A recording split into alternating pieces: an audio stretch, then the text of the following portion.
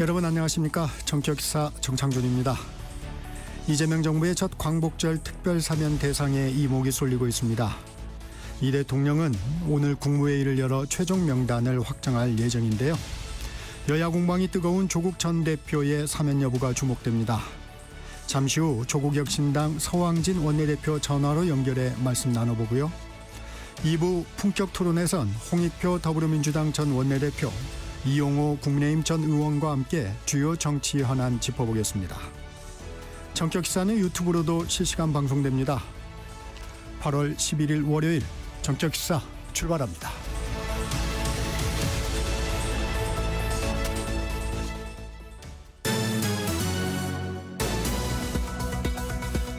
뉴스브리핑 시작합니다. 한국경제신문 최영찬 기자 나와 있습니다. 안녕하세요. 안녕하십니까. 이재명 대통령 오늘 국무회의를 열고 광복절에 누구를 특별 사면할지 확정할 예정이죠? 그렇습니다. 국무회의가 이제 통상 화요일에 열리는데 이번 주는 화요일 외에도 오늘 특별 사면을 위한 국무회의를 열겠다고 대통령실이 밝혔습니다. 오늘 오후 2시 30분 임시 국무회의가 열리는 건데요. 대통령실에서는 안건이 단 하나, 이 특별 사면 복권에 관한 건이라고 했습니다. 네. 이 당초 광복절 특별 사면은 내일 예정된 국무회의에서 심의 의결될 걸로 관측됐는데 이 하루 앞당긴 오늘 이른바 원포인트 국무회의를 여는 셈입니다. 이 정치인 사면인 결정이 늦어질수록 논란이 커질 수 있는 만큼 조속히 이를 정리하겠다는 이재명 대통령의 의중이 담긴 거라는 해석이 나오고 있습니다. 네. 또 내일 국무회의에서는 이 고용노동부의 산업재해 관련 보고 등 이 안건이 많기 때문에 그런 것도 좀 고려된 것으로 전해집니다. 관심은 아무래도 조국 혁신당 대표의 사면 여부죠? 예, 지난 7일 법무부 사면심사위원회가 열렸는데 이 조국 전 대표와 배우자 정경심 전 교수, 최강욱 전 의원, 조희연 전 서울교육감, 윤미향 전 의원 등이 사면 또는 복권 대상자 명단에 이름을 올렸습니다. 조 전 대표는 이 자녀 입시 비리 등으로 지난해 12월 징역 2년이 확정돼 수감됐고 아직 이 형기의 3분의 2 정도가 남은 상태입니다. 네. 윤 전 의원은 일본군 위안부 피해자 후원금 약 8천만 원을 횡령한 혐의와 피해 할머니 장례비 약 1억 3천만 원을 개인 계좌로 모금한 혐의 등에 대해 지난해 11월 징역 1년 6개월에 집행유예 3년이 확정됐습니다. 예, 이재명 대통령은 또 지난 내각 때 보면은 이 발표, 임명 모두 한꺼번에 좀 몰아서 하는 전략을 썼는데요. 네. 그러니까 한 명 한 명 주목받게 하지 않고 매를 맞더라도 좀 한 방에 맞겠다 이런 전략으로 지금 해석이 됩니다. 네. 조국 전 의원이나 윤미향 전 의원 같은 이 논란의 인물들에 대해서 여권에서는 어차피 언젠가 사면을 해줘야 할 텐데 그럼 욕을 먹더라도 한 방에 다 해주고 끝내자 이런 취지 아니냐 이런 해석이 나오고 있고요. 네. 다만 좀 사면권 남용 논란 같은 여론을 의식해서 이 대통령이 최종 사면 대상에서 일부를 제외할 가능성이 남아있다 이런 관측도 나오고 있습니다. 정청래 더불어민주당 대표 체제 후 첫 고위당정 협의회가 열렸습니다. 예, 이재명 정부 출범 이후 두 번째이자 정청래 대표 취임 후에는 처음인 고위당정 협의회가 열렸습니다. 가장 관심을 모은 거는 이제 대주주 기준 요건 이건데 이건 결정하지 않고 숙고하기로 했는데요. 이 박수현 민주당 수석 대변인은 양도세 대주주 기준과 관련해 그동안 당이 모아온 의견들을 정부에 전했다고 밝혔습니다. 정부는 앞서 양도소득세 부과 기준이 되는 대주주 자격을 현행 50억 원에서 10억 원으로 개편한다는 안을 발표했었는데요. 네. 이 당이 전달했다는 의견에는 정부의 발표에 우려가 포함된 것으로 전해집니다. 박 대변인은 양도세 문제에 대해서 당정 간 긴밀하게 논의하고 조율해서 향후 추이를 더 지켜보자고 결론 내렸다고 발표했습니다. 한미 통상협의 후속 조치도 논의했죠? 예, 박 대변인은 이 관세 취약 업종과 이 중소 부품 기업에 대한 애로를 해소하고 또 지원하기로 했다고 말했는데요. 이 주요 업종별 관세 분석과 또 국내 관세 피해 완화 관련 정책, 예산 측면에서 어떻게 좀 지원을 병행해 나갈 계획이다 이렇게 밝혔는데요. 이 강훈식 대통령 비서실장도 첫머리 발언에서 이 한미 동맹을 굳건히 유지하기 위해 한미 간 소통 채널을 더 강화하고 후속 조치 이행 과정에서 국회 지원이 필요한 만큼 당의 각별한 관심과 지원을 요청드린다고 당부했습니다. 근데 여당에서는 또 수해복구 현장 지원에 좀 부족한 부분이 있다고 지적을 했는데요. 네. 이 정청래 대표가 산사태로 이제 집이 전파된 수재민이 집을 새로 지어야 하는데 이게 행정 절차가 복잡하고 굉장히 막막한 상황이라면서 이 살 곳 없는 수재민을 위한 특별 대책이 필요해 보인다고 말했습니다. 국민의힘 당대표 후보들의 첫 TV 토론회 어제 처음 열렸습니다. 예, 국민의힘 당대표 첫 TV 토론회는 이 탄핵 반대파인 김문수, 장동혁 후보와 또 탄핵 찬성파인 안철수, 조경태 후보 간 2대2 구도 속에서 진행이 됐습니다. 네. 그러니까 12.3 계엄이 또 소환됐고 이 만고 역적이라는 표현까지 등장한 건데요. 이 조경태 후보가 윤석열 전 대통령을 겨냥해서 만고의 역적이고 대역죄인이다 이렇게 비판을 했습니다. 네. 이에 대해서 김문수 후보는 이 비상계엄으로 인해서 누가 다치거나 누가 어떻게 된 사람이 있냐면서 계엄에 대해 윤 대통령의 비상대권 중에 하나라고 옹호했습니다.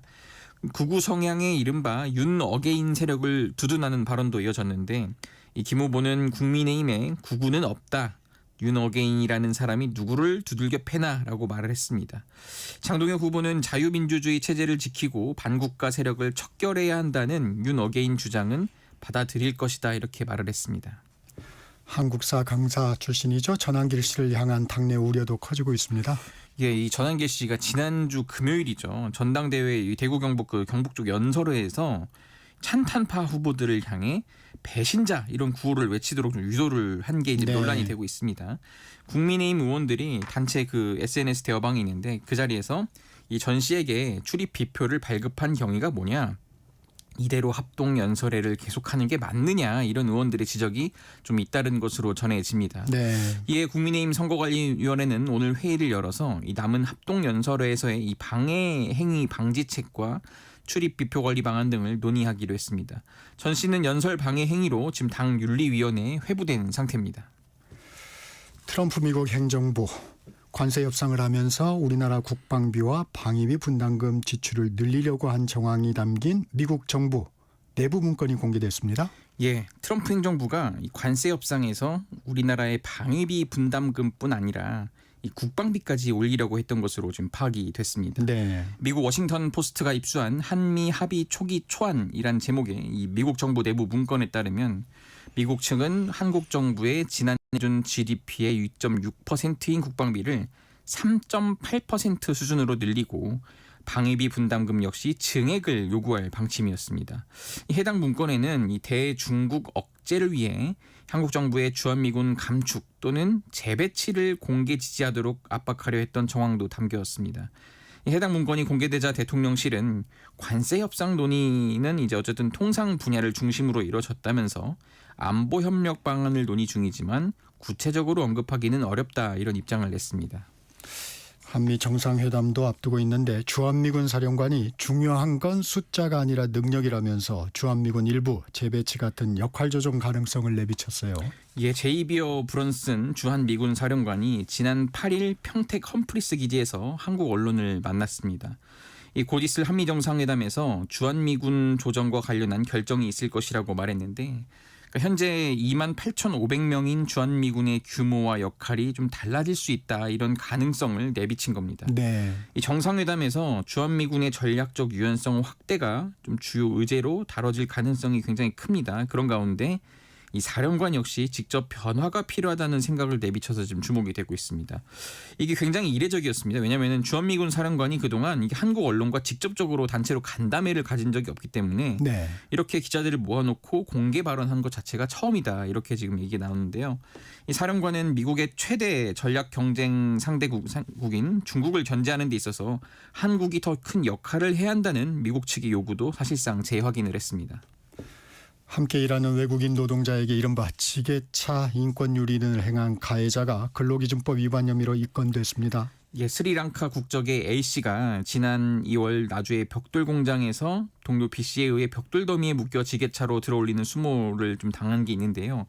고용노동부가 B씨가 A씨를 결박해 물리력을 행사한 이번 행위가 근로기준법에서 명시적으로 금지한 폭행과 직장 내 괴롭힘에 해당한다고 확인했습니다. 이에 B씨를 근로기준법 위반 혐의로 형사 입건하고 직장 내 괴롭힘 행위에 대해서는 과태료 300만 원을 부과했습니다. 네.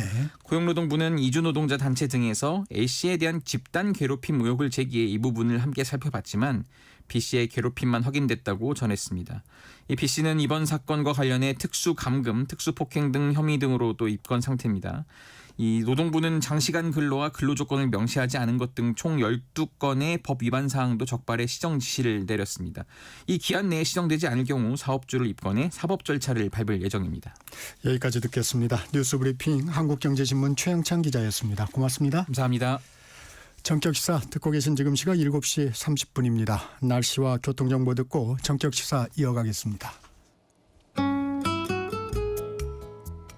전격시사 날씨 정보입니다. 이번 한 주에는 광복절 전까지 비와 소나기가 자주 내리겠습니다. 오늘은 남부지방을 중심으로 비가 내리겠는데요. 제주도 부근 해상에 위치한 정체전선이 다시 북상하면서 오전부터 호남과 경남 서부, 제주도에 비가 내리겠고요. 오후부터는 그 밖에 남부지방과 충청 남부로도 비가 확대되겠습니다. 특히 오후부터 밤사이 남해안을 중심으로는 시간당 30mm 안팎의 강한 비가 쏟아지는 곳이 있겠습니다. 내일까지 남해안에는 최대 100mm 이상, 전남 해안과 경남, 제주도에도 20에서 80mm의 강수가 예상되고요. 충청 남부는 오늘까지 5mm 안팎의 적은 양의 비가 예상됩니다. 오늘 중부지방은 가끔 구름 많은 가운데 오후에 경기 내륙과 강원 내륙에 소나기가 내리는 곳이 있겠습니다. 모레 수요일에는 중부지방을 중심으로 비가 내리겠고 남부지방에는 소나기가 지나겠습니다. 비가 오더라도 당분간 체감온도 31도 이상의 낮더위는 계속되겠습니다. 한낮 기온 서울과 춘천 31도, 전주와 대구 29도가 예상됩니다. 지금 서울의 기온은 25.1도입니다. 지금까지 날씨 정보의 조한일이었고요. 이 시각 교통 상황 알아보겠습니다. KBS 교통정보센터의 이현 씨입니다. 네, 일찍부터 분주한 모습인데요. 사고를 주의가 필요한 곳들이 있습니다. 호남고속도로는 천안 쪽이고요. 정읍 부근 2차로에서 사고 처리하고 있습니다.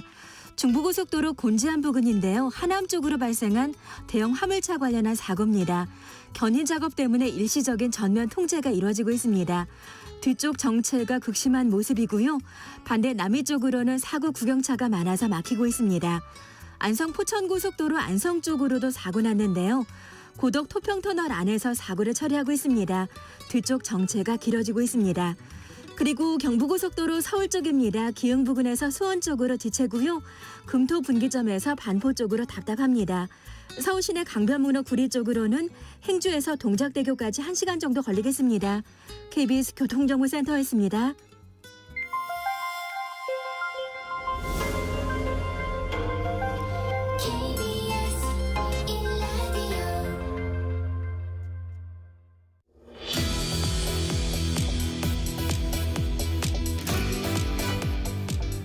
정적 인터뷰 먼저 서왕진 조국혁신당 원내대표 전화로 만나보겠습니다. 대표님 안녕하세요. 안녕하세요. 서왕진입니다. 이재명 정부의 첫 광복절 특별 사면에 대한 관심이 뜨겁습니다. 오늘 국무회의를 통해서 결정될 것으로 보이는데 당 분위기는 좀 어떻습니까? 네, 당으로서는 아주 간절히 바라는 바였고 어떻게 보면 모든 당원들이 하계목처럼 그냥 학수고대를 해서 쭉 빠져 있는 상태인데요. 네. 그렇지만 또 여론의 어떤 판단이라든지 대통령께서 최종적으로 판단한 부분이 남아 있어서 작은 어떤 변수도 나오지 않기를 바라고 자중자애하는 그런 분위기입니다. 진인사 대천명이라는 표현도 나왔던데. 네. 네. 조 전 대표 사면에 대한 여론 지금 말씀하셨는데 어떻게 판단하고 계세요? 여론조사 결과로 보면은 한 반반 이렇게 나오는 조사 결과들을 좀 본 것 같습니다. 네. 기본적으로 저는 한국 진영 정치의 좀 특성이 드러난 게 아닌가 하는 생각이 우선 들고요. 네. 주로 이제 반대하시는 분들은 보수적 관점에서 일종의 진영에 대한 찬반 의사하고 유사하게 좀 입장 표명을 하신 게 아닌가 하는 생각을 하는데요. 네. 그렇지만 직접 이제 만나서 이야기들을 나눠보면 봉사표 창창 문제로 부인은 4년, 또 본인은 2년, 의사 자격증을 가졌던 자녀는 고졸로 이렇게 되는 이런 상황은 너무 과잉이었다. 이런 부분에 대한 공감대들은 또 상당히 높은 것 같습니다. 그런 점에서 어떤 진영에 대한 찬반 의사처럼 여론이 표현되긴 했지만 또 이 상황에 대한 또 공감도는 있다 이렇게 생각이 들고요. 일부 진보 진영에서 또 아주 엄격한 잣대로 비판적 관점을 가진 분들도 있을 수 있다고 생각을 하는데요. 저는 2019년 조국 사태는 이번 검찰 내란 과정과 아주 직결돼 있는 그런 어떤 검찰권의 오남용, 아주 또 정치적인 의도로 만들어진 것이라는 점을 좀 분명히 인식을 하면 좋겠다, 그런 생각을 가지고 있습니다. 서 의원이 얘기한 여론조사 개요 말씀드리겠습니다. 스트레이트 뉴스 의뢰로 조원 씨의 나이가 지난 2일에서 4일 2018명을 대상으로 조국 전 대표 사면 찬반을 조사한 결과 찬성 48%, 반대 47.6% 이렇게 나왔습니다. 자세한 내용은 중앙선거 여론조사 심의위원회 홈페이지를 참조하시면 됩니다. 이 조국 전 대표뿐만 아니라 배우자인 정경심 전 교수와 윤미향, 최강욱 전 의원, 그리고 송원석 국민의힘 비대위원장이 사면 요청했다 철회했던 정찬민, 홍문종 전 의원 등이 명단에 포함된 것으로 알려졌습니다. 다른 사면 대상자들에 대해서는 어떻게 평가하세요? 사실은 저희가 워낙 조국 전 대표의 사면 복권 문제가 좀 중요하게 이렇게 고민이 됐던 사안이라서 네. 다른 부분까지를 깊이 있게 아직 판단하지는 못했고요. 네. 우선 언론의 명단이 나오고 있습니다만 최종 확정 명단이 아니어서 아직 거기까지는 평가할 입장에 서 있지 않다고 보고 있고요. 대통령께서 정의의 관점, 또 국민 통합의 관점, 이런 관점을 잘 조화롭게 판단하실 거라고 생각하고 있습니다. 이른감이 있지만 조국 전 대표가 사면이 된다면 조국혁신당도 지금 대표 권한 체제인데 전당대회 그렇습니다. 치르나요? 우선 조국혁신당 입장에서는 창당을 24년 3월에 했습니다. 네. 그때 저희들이 표방했던 것이 검찰 독재를 조기 종식한다, 이런 관점이었는데 그런 관점에서 보면은 내란을 종식하고 검찰 개혁이 지금 목전에 와 있기 때문에 한 단계 과제가 좀 완료된다고 생각합니다. 그런 점에서 당 차원에서도 새로운 어떤 과제와 비전들을 좀 정립하고 또 2단계로 넘어가야 될 시점이기 때문에 네. 조 대표가 일선 복귀를 빨리 하면 할수록 좋다고 생각을 하고 있고요. 네. 민주당과 관계는 늘 그랬듯이 협력과 건강한 경쟁 관계가 바람직하다고 생각하고 있고요. 내란 청산이라든지 권력기관 개혁과 같은 것, 이런 부분들은 아주 적극적으로 협력해 나갈 것이고요. 네. 불평등 문제나 사회정책, 또 특히 정치개혁, 이런 부분에 있어서는 건강한 경쟁을 하는 것이 대한민국 정치 발전에 기여한다, 이렇게 생각하고 있습니다. 그런데 민주당과의 합당 가능성 얘기도 나옵니다. 조국 혁신당에서도 가능성 열어두고 있는 상황인가요? 합당 문제는 저희들이 창당 이후로 한 번도 검토하거나 논의된 바가 없습니다. 네. 아까도 말씀드린 것처럼 지금 단계에서는 오히려 협력하면서 또 건강한 경쟁을 하는 것이 전체적으로 정치 발전이나 또 진보 개혁 진영의 강화, 이런 차원에서 오히려 더 긍정적이다, 저희는 그렇게 생각하고 있습니다. 협력과 경쟁 관계, 민주당과의 관계를 말씀해 주셨는데 민주당 내부에서도 조국 전 대표 사면에 대해 온도차가 좀 있어 보입니다. 친문계 쪽에서는 환영을 하지만 역풍을 우려해 신중한 의원들도 있습니다. 민주당의 분위기는 어떻게 보고 계세요? 저희들이야 민주당 의원들을 자주 만나고 또 본회의장에서 많은 대화들을 나누지 않겠습니까? 네. 이야기를 나눠보면은 대부분은 다 사면 복권하는 것이 당연하고 순리다, 이렇게 생각하시는 것 같고요. 다만 대통령께 부담드리지 않고자 민주당 내에서 이렇게 목소리를 좀 자제하시는 것 아닌가, 저희는 그렇게 느꼈습니다. 조국 전 대표의 사면, 여권에 이재명 정부에 부담으로 작용할 가능성은 없을까요?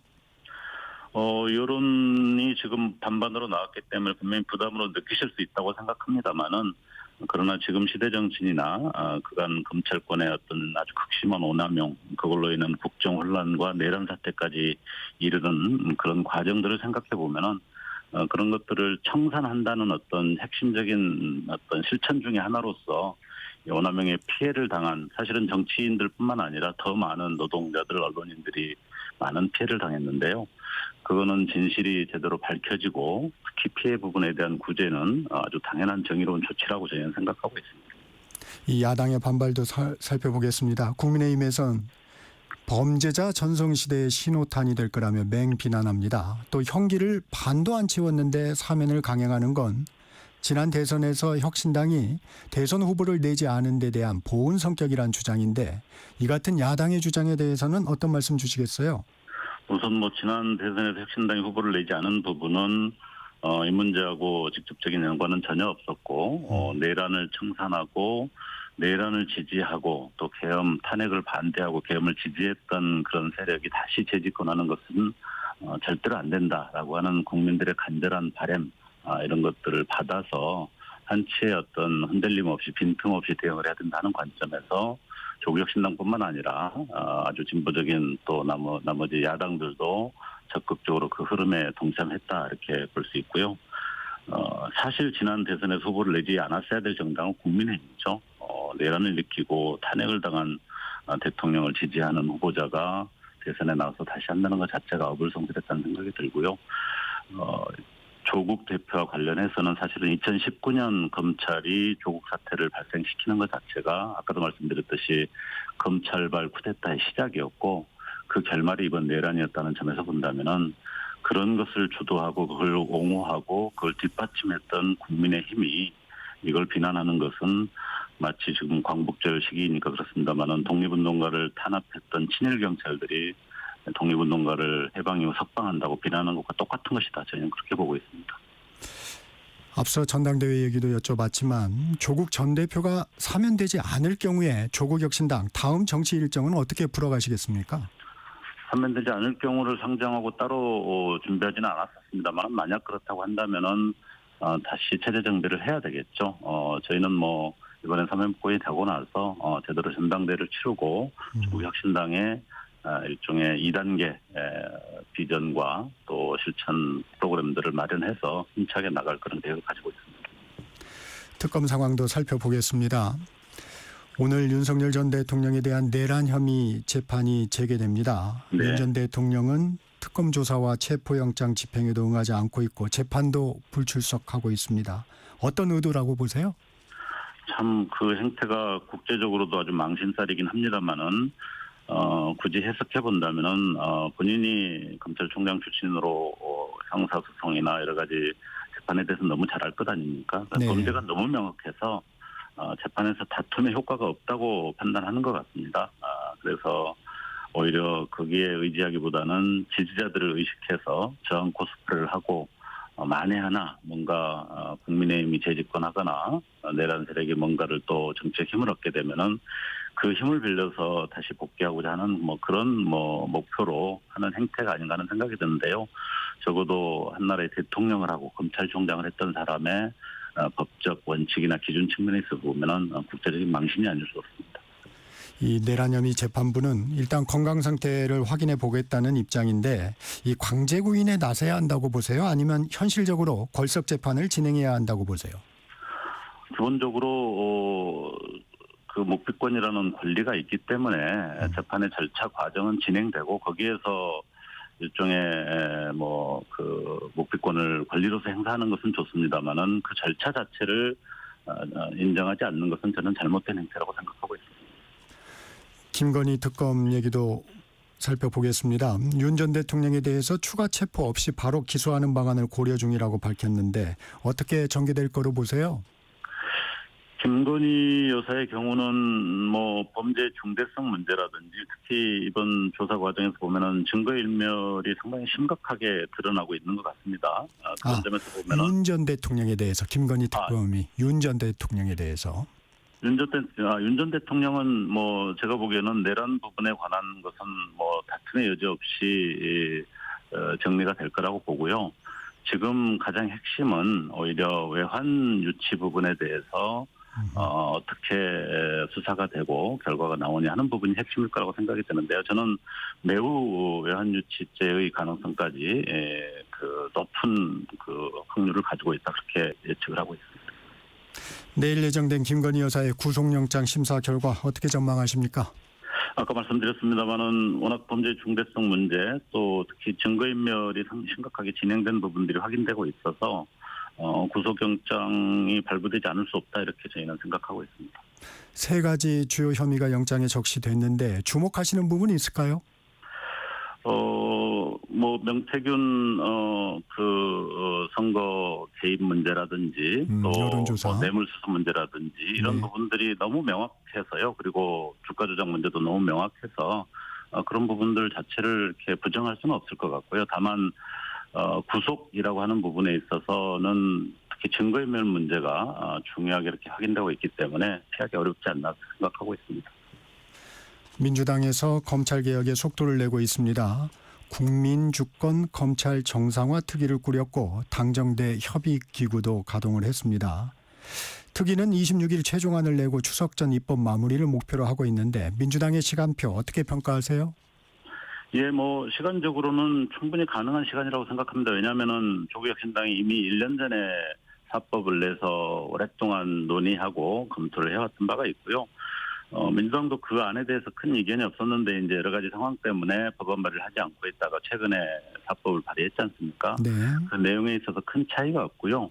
약간 몇 가지 수사본부라든지 국가수사위원회라든지 이런 문제에 대해서 약간의 차이가 있습니다만은 일단 민주당 안에서 당안을 정리를 했고 이제 당정 논의를 통해서 방안이 정리되는 시간 자체가 그렇게 오래 끌 일은 아니라고 생각했기 때문에 시간적으로는 문제가 없다고 생각합니다. 다만 이제 이게 제도를 입법화하는 것하고 네. 실제 정책이 실행되는 것하고는 또 다른 점이 있기 때문에 오히려 법무부 등 정부 차원에서 이 제도가 실제 실행될 때 생각하지 않았던 어떤 문제점이라든지 국민적 어떤 불편함이라든지 이런 게 없도록 잘 준비하는 것이 중요하다 이렇게 생각합니다.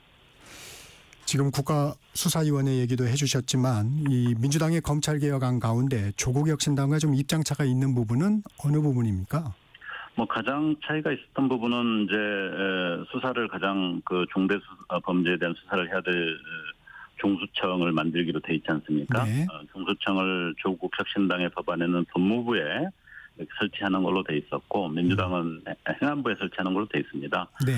그런데 최근에 어떤 논의 과정에서는 그 차이가 본질적인 차이는 아니다 이렇게 생각합니다. 법무부에 둔다는 것은 법무행정에 좀 일원화라는 점에서 장점이 있는 반면에 네. 법무부의 어떤 탈검찰화라든지 이런 부분들이 충분치 않은 상황에서 어쨌든 공소청이 법무부에 있게 되는데 수사 부분은 분리하는 것이 맞다라고 하는 민주당의 입장도 또 고려할 만하다 하는 차원에서 논의가 진행 중이어서 한적인 어떤 합의점이 나올 거다 이렇게 생각하고 있습니다. 큰 문제는 아니다. 네. 국민의힘 전당대회 과정은 어떻게 지켜보고 계세요? 이 찬탄, 반탄 구도의 후보자의 비전보다는 전한길 씨가 주목받는 상황이 되고 있습니다. 예, 국민의힘은 사실은 너무 심각한 상황인데 그 상황 자체를 뭔가 변화의 계기를 찾지 못하고 있는 것 같습니다. 이미 윤석열 검찰 독재 정부를 탄생시킬 때부터 내재되어 있던 구조적 문제였고 그것이 비상경과 내란 상황이 올 때도 그 부분을 이렇게 분명하게 절연해내지 못하고 오히려 수많은 의원들이 그거를 지지하고 탄핵을 반대하고 내란을 옹호했다는 점에서 현재 상태로는 국민의힘은 합헌적인 정당으로서 설 수 있는 그런 어떤 여건이 아니라고 생각합니다. 네. 그 상태를 스스로 자기 정리를 하고 소위 반헌정 세력 또 반불법적인 것을 옹호하는 이런 부분들과 분명하게 절연하지 않는다면은 당 자체는 과거 통진당보다 훨씬 심각한 수준의 위헌정당의 상태에 있다. 저희는 그렇게 보고 있습니다. 그런 점에서 이번 전당대회 과정에서라도 그 점을 분명하게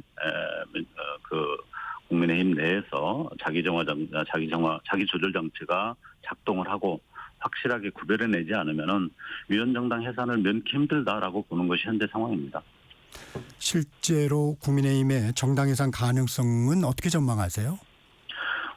한 정당에 더구나 국민의힘처럼 아주 상당한 지지가 있는 정당의 위헌정당 해산이 쉬운 문제는 아니겠죠. 그러나 실체적 내용으로 본다면은 너무나 헌법적 질서나 가치 자체를 부정하는 아주 강력한 흐름이 있고 많은 의원과 지도부가 그런 어떤 행태를 과거에 보여왔는데 그 점에 대한 분명한 사과 또 그런 세력과 분명한 단절 이런 것들이 있지 않다고 한다면은 결국은 헌재에서 판단하는 것이기 때문에 냉정한 판단을 하면은 저는 위헌정당 해산이 될 수 있다고 생각을 하는데 국민의힘이 그 점에 대해서 아직도 너무나 안이하게 생각하고 있는 것 같습니다. 그런데 많은 분들이 이해하고 계시겠지만 국민의힘의 지금 세력들이 그렇게 생각하고 있는 것은 현재 상태에서라도 시간만 끌고 버티면은 다음 총선에서는 무조건 당선될 사람들이 너무 많은 국회의원들로 남아있기 때문입니다.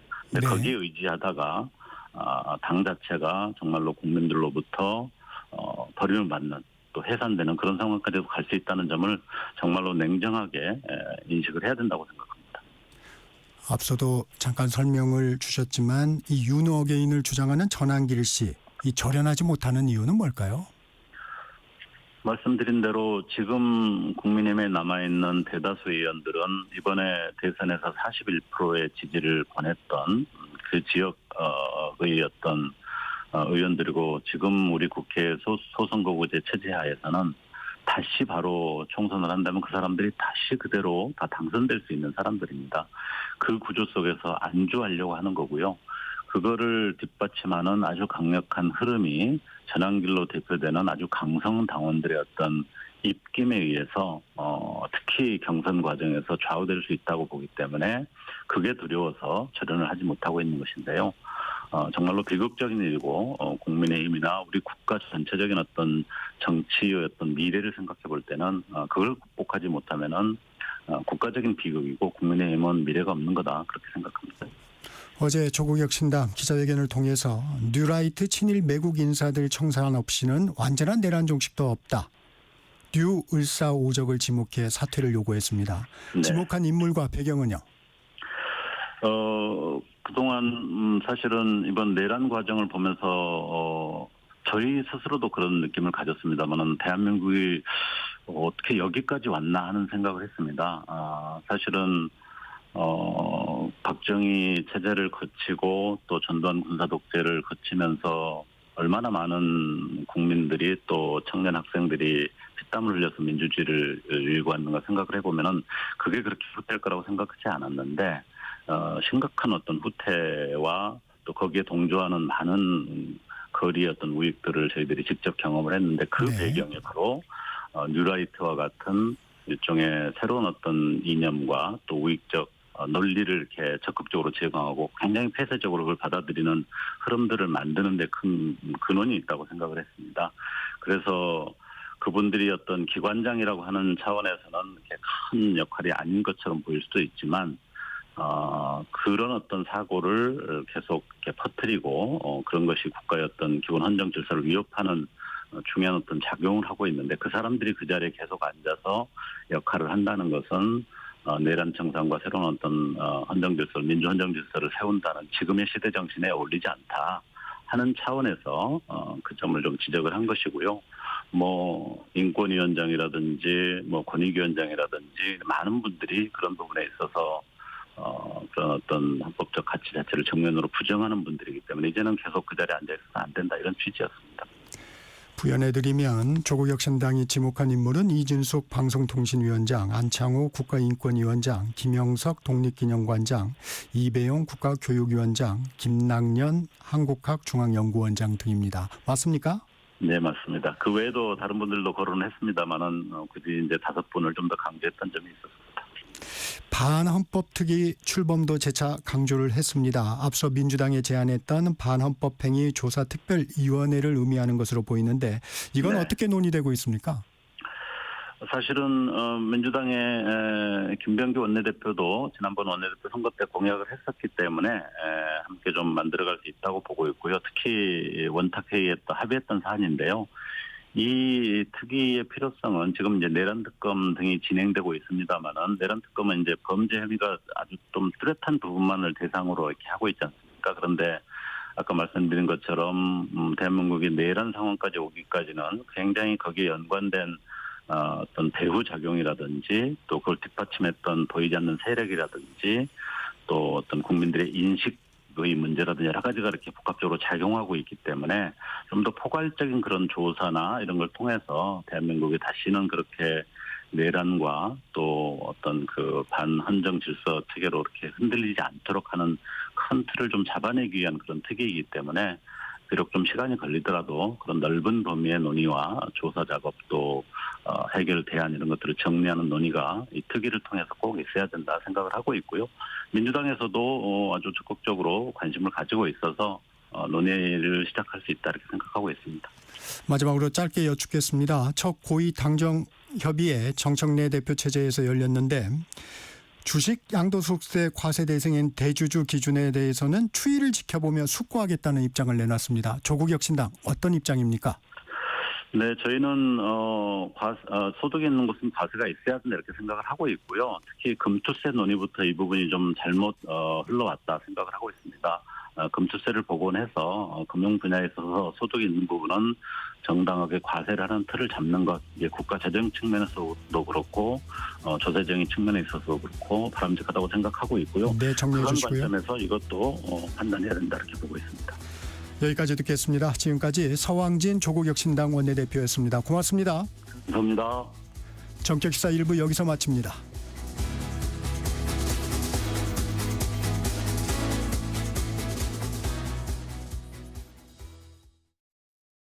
안녕하세요. 서울특별시의회 의장 최우정입니다. 서울의 즐거운 변화, 여러분은 느끼고 계신가요? 기초학력 검사 덕분에 우리 아이 부족한 부분을 보완할 수 있었어요. 도시계획으로 지하 안전까지 미리 챙겨주니까 안심이 되네요. 이 변화의 중심에는 시민의 목소리를 정성껏 듣고 실천하는 111명의 의원들이 있습니다. 앞으로도 시민의 삶을 더 세심하게 챙겨 내일이 기대되는 서울을 만들겠습니다. 청렴한 의회로 늘 시민 곁에 있겠습니다. 이 캠페인은 서울특별시의회와 함께합니다. 광복 80년 KBS 라디오 캠페인 밸류업 대한민국.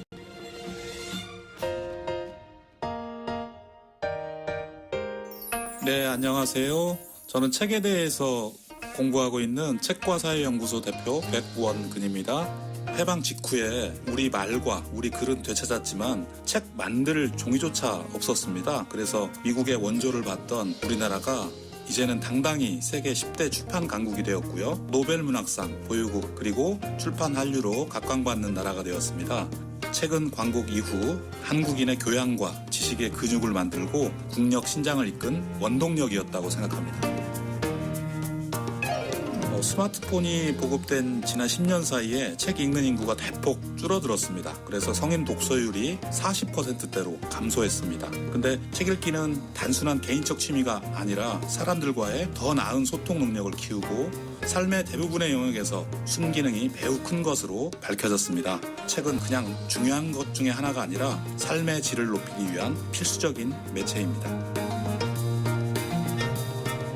해야 할 일이 정말 많겠습니다.만 비독서 인구에게 찾아가는 독서 환경과 독서 정책이 필요하다고 생각합니다. 사람답게 살 수 있는 권리 중에 하나인 독서권이 보장되는 사회, 독서 복지 사회를 만들어갔으면 합니다. 책을 읽음으로써 보다 인간다운 삶, 삶의 질이 높은 사회를 만들 수가 있습니다. 미래 세대가 보다 나은 삶을 위해서 책을 소중한 친구로, 내 인생의 반려로 삼았으면 좋겠습니다. 광복 80년 우리가 가야 할 길을 묻습니다. KBS 라디오 캠페인 밸류업 대한민국이었습니다.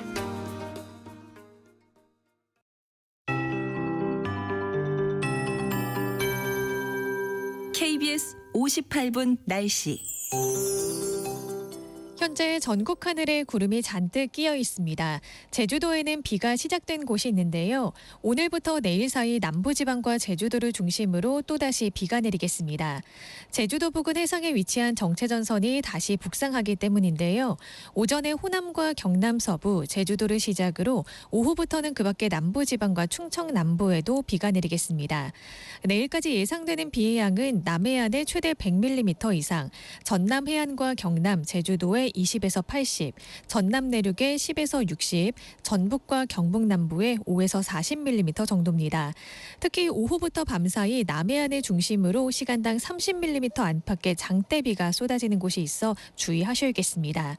한편 중부지방은 가끔 구름만 많은 가운데 오후에 경기 내륙과 강원 내륙에는 소나기가 지나는 곳이 있겠습니다. 모레는 중부지방을 중심으로 비가 내리겠고요. 남부지방에는 소나기가 내리겠습니다. 비가 오더라도 무더운 날씨는 계속되겠습니다. 낮 기온 서울과 춘천 31도, 대전 30도, 전주와 대구는 29도가 예상되는데요. 습도가 높아서 체감온도는 31도 이상으로 올라 무덥겠습니다. 현재 서울의 기온은 25.4도입니다. KBS 58분 날씨 조하늘입니다.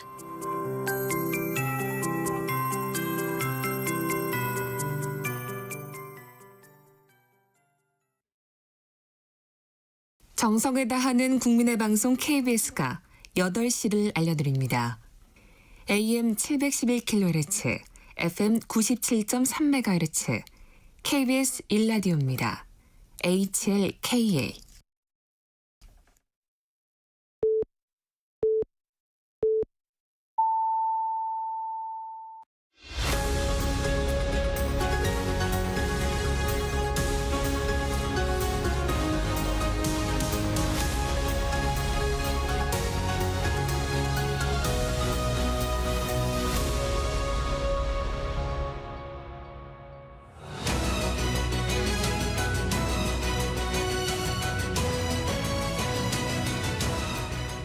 매주 월요일 정치 현안을 품격 있게 토론하는 품격 토론. 오늘은 홍익표 전 민주당 의원과 이용호 전 국민의힘 의원과 함께합니다. 안녕하세요. 네, 안녕하세요. 반갑습니다. 어제 고위당정협의회가 열렸습니다. 정부의 세제 개편안 가운데서 대주주 양도세 기준 강화 부분에 대해서는 추후 지켜보며 숙고하겠다는 입장입니다. 결론을 못 낸 이유 어떻게 보십니까? 홍익표 대표님. 예, 아직 이 문제에 대해서는 그 당장 간에 좀 논의가 좀 더 필요한 것 같습니다. 네. 예, 여러 가지 논란이 있고요. 그래서 그 지금 10억으로 낮췄는데 이것을 다시 50억으로 가야 될지, 아니면 중간선이 한 30억 정도에서 해야 될지, 아니면 그냥 그 현재 워낙 세수 기반이 어려우니 10억을 유지해야 될지에 대해서 당내 아마 의견 수렴도 아마 충분히 아직은 이루어지지 않은 것 같아요. 네. 다만 좀 아쉬운 거는 이 논란이 오래 가진 않았으면 좋겠어요. 빨리 그 해소해야 되는 게, 어차피 지금 그 8월 말까지는 예산안을 확정해야 되거든요. 예산안이 확정되려면 그 조세 관련 여러 가지 그 법안들이 확정돼야 됩니다. 세율 이런 등등이. 그런 측면에서 제 생각에는 이번 주 안으로는 아마 늦어도 정리가 돼야만 가능하지 않을까 생각을 합니다. 이게 당에서는 일부 언론 보도를 보면 당에서는 이 여론의 반발을 좀 전달한 것으로 보입니다. 예, 그렇습니다. 그 아무래도 당내 의원들은 사람들 많이 만나잖아요. 그 전반적으로 이거 그대로 가서는 안 된다, 뭔가 좀 조정을 해야 된다, 이런 의견을 좀 전달한 것 같고요. 아무래도 정부는 그 세율 원안을 짰기 때문에 여러 가지 세수 기반, 즉 내년도 세입과 세출을 할 때 예상되는 그 조세 수입이 있지 않습니까? 그것이 있어야 지출을 하기 때문에, 그런 차원에서 만약에 이것을 다시 줄이는 경우 그러면 다른 쪽에서 어떻게 확보해야 되느냐 등등의 문제가 나오기 때문에, 그런 문제에 대해서 아마 대안까지 준비해야 되는 그런 상황인 것 같습니다. 이용우 의원님은 당정협의회 어떻게 보셨어요? 저는 주식 양도세 대주주 기준 이거 관련해서 조금 정부 여당이 여론의 추이를 본다 이렇게 표현을 했는데 눈치를 보는 것 같아요. 그러니까 눈치라고 하는 것은 지금 지난번에 이제 그날 대주주 기준을 하향한다고 그랬을 때 대폭 폭락했잖아요, 주식이. 세제 개편안 발표했을 때요. 네, 예. 떨어지고 나서 그 이후에 보니까 조금씩 회복되는 느낌이 있으니까 이거 괜찮은 거 아닌가? 이런 좀 안이한 생각을 하고 있는 것이 아닌가라는 생각을 하는데요. 지금 국민 여론, 특히 개미 투자자의 지금 반응이 굉장히 싸늘하고, 이재명 대통령이 국민들에게 주었던 어떤 그 희망적인 메시지, 5천 주식 만들어 놓고, 그리고 부동산으로 가는 그 자금을 우리 주식시장으로 해서 우리 노후까지도 좀 여러 가지 좀 그 생각을 하겠다, 이렇게 지금 기대에 섞인 희망 고문을 했는데, 갑자기 지금 다른 시그널을 줬단 말이에요.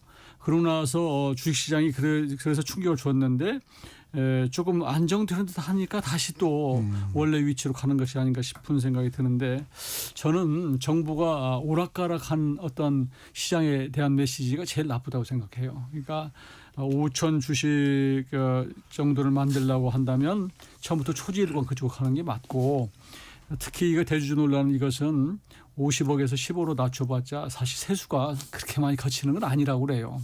그리고 하기 때문에 자칫하면 이게 소탐 대신하는 거다. 이미 지난번에 한번 폭락해서 어느 정도 시장에 반영됐다고 생각하면 오산이다. 이게 많이 없었으면 사실은 지금 뭐 3,100선보다도 훨씬 높은 선으로 올라갔을 거라는 거예요. 그런 차원에서 보면 좀 더 정직한, 그리고 일관적인 정책 그리고 자본시장 활성화에 관한 여러 가지 좀 이런 것들을 정부 여당이 확고하게 해주는 것이 맞다. 저는 그렇게 생각합니다. 이용호 의원님이 지금 주식시장에 미치는 영향을 언급해 주셨는데 이게 실제 어떤 영향을 미치는가는 또 좀 반론들이 있더라고요. 예, 어떻습니까? 왜냐하면 이제 그 가장 대표적인 얘기가 그 결국 대주주 그 기준이 10억으로 될 경우에 그것을 한도 이하로 낮춰서 세금 부담을 덜겠다는 거 아니겠습니까? 연말에요. 일시적으로. 그러다 보니까 12월 달에 보통은 이제 외국 증시 같은 경우는 크리스마스 랠리 해가지고 연말에 주가가 좀 오르는데 한국은 주가가 하락하는 경향을 보인다. 이런 얘기예요. 뭐 그 일정 정도 타당성은 있습니다. 그리고 대체로 아까 이용호 의원님 말씀하신 것처럼 50억에서 10억으로 낮췄을 때 예상되는 수입은 대략 한 2천억 정도 네. 보고 있는 것 같아요. 네. 뭐 전체 예상 규모에서 크지 않은 것도 맞습니다만 그 저도 이제 생각해 보면 이렇습니다. 그 10억이라는 게 옛날에 집 한 채 가격 생각할 때 한 10년 전 기준, 그러니까 대략 한 7, 8년 전 문재인 정부 출범할 당시에 이제 10억으로 낮췄던 건데요. 10억 이상 되는 집이 많지 않았을 때하고 지금 10억이라는 거는 그렇게 부동산 대비해서는 큰 가격은 아니거든요. 그러니까 대주주 기준점을 그 기존의 것을 조정한 것은 필요할지 모르겠지만 그렇다고 다시 그 이전의 기준으로 10억으로 가는 것도 좀 너무 과했던 것 같다 이런 생각 듭니다. 그런 측면에서 좀 현실성 있게 가야 될 것 같고요. 그리고 또 하나 우리 이게 외국에 없는 세율 방식이에요. 그러니까 주식 규모를 갖고 세율을 매기는 거는 지난번에도 한번 말씀하셨죠. 예, 그렇습니다. 그래서 거래 차익에서 그러니까 양도 소득, 거래 차익에서 생기는 소득에 대해서 과세 기반을 강화하는 것. 그리고 또 최근에 미국 증시나 유럽 증시에서 많이 나타나는 게 우리나라 증시의 구조적인 문제는 두 가지예요. 개인 그 투자자가 너무 많고요. 두 번째는 단기 투자가 너무 많습니다. 그래서 가급적 그 간접 투자 방식으로 전환하는 걸 좀 그 유도하는 것도 하나 필요하고 두 번째는 장기 투자 예를 들면 장기 보유 주식해서 거래하는 거에 대해서 조금 과세 혜택을 주는 그런 방식으로 증시의 어떤 구조적 개선을 좀 추진해 가야 된다고 봅니다. 이게 민주당에서도 당황했던 이유가 대주주 기준이지만 개미 투자자들이 반발을 하고 있다는 겁니다. 사실 이재명 정부가 들어서서 제일 결과적으로 잘한 게 주가 올라간 거예요.